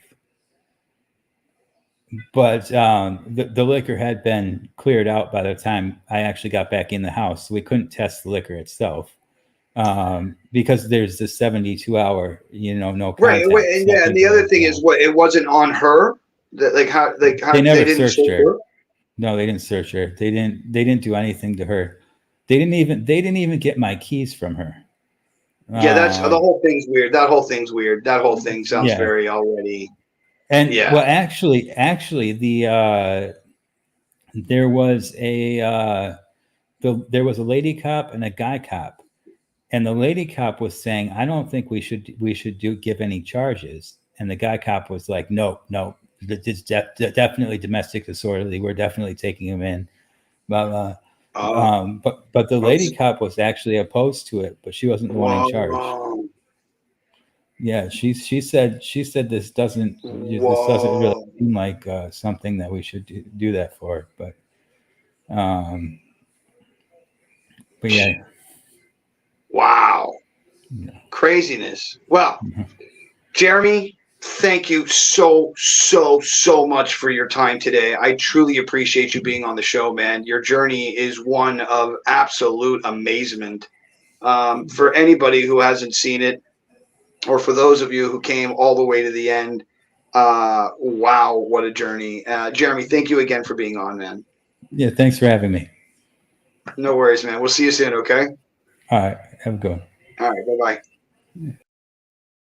Oh my God. Another episode where you are blown away, thrown into a tornado, and left to look at somebody else's life and be like, whoa, whoa, oh, whoa. It just goes to say that whole thing of like, hey, if you could walk a mile in somebody else's shoes. Wow. Wow. What a story. Ladies and gentlemen, thank you so much for staying with me today. Thank you for watching. I hope you had fun. I had a blast. Episode 41 was just absolutely amazing. I believe that's the first time that Jeremy has ever given his entirety on film. So I thank you from the bottom of my heart, Jeremy, watching the camera. Thank you so much, man. And to all of you, please go out in the world, do something nice for somebody else. If you can't do something nice for yourself, it does start with you. Number 2, don't get caught up in all the crazy stuff in this world, because if you do, then you end up a little boopity poop. So that's not good for you or me. I don't know. And number 3, if you would not mind, please like, share, subscribe, send this out to somebody who'd like to see it. From my heart to yours, I really would appreciate it if you could. I'm still looking for sponsors. If you know of a business, if you know somebody who wants to sponsor this crazy show, I need the money so I can make this better and make it more awesome and do awesome versions of the already awesome that's been here. So from my heart to yours, thank you very much. I appreciate you. I love you. And my friends, I will see you all on the other side.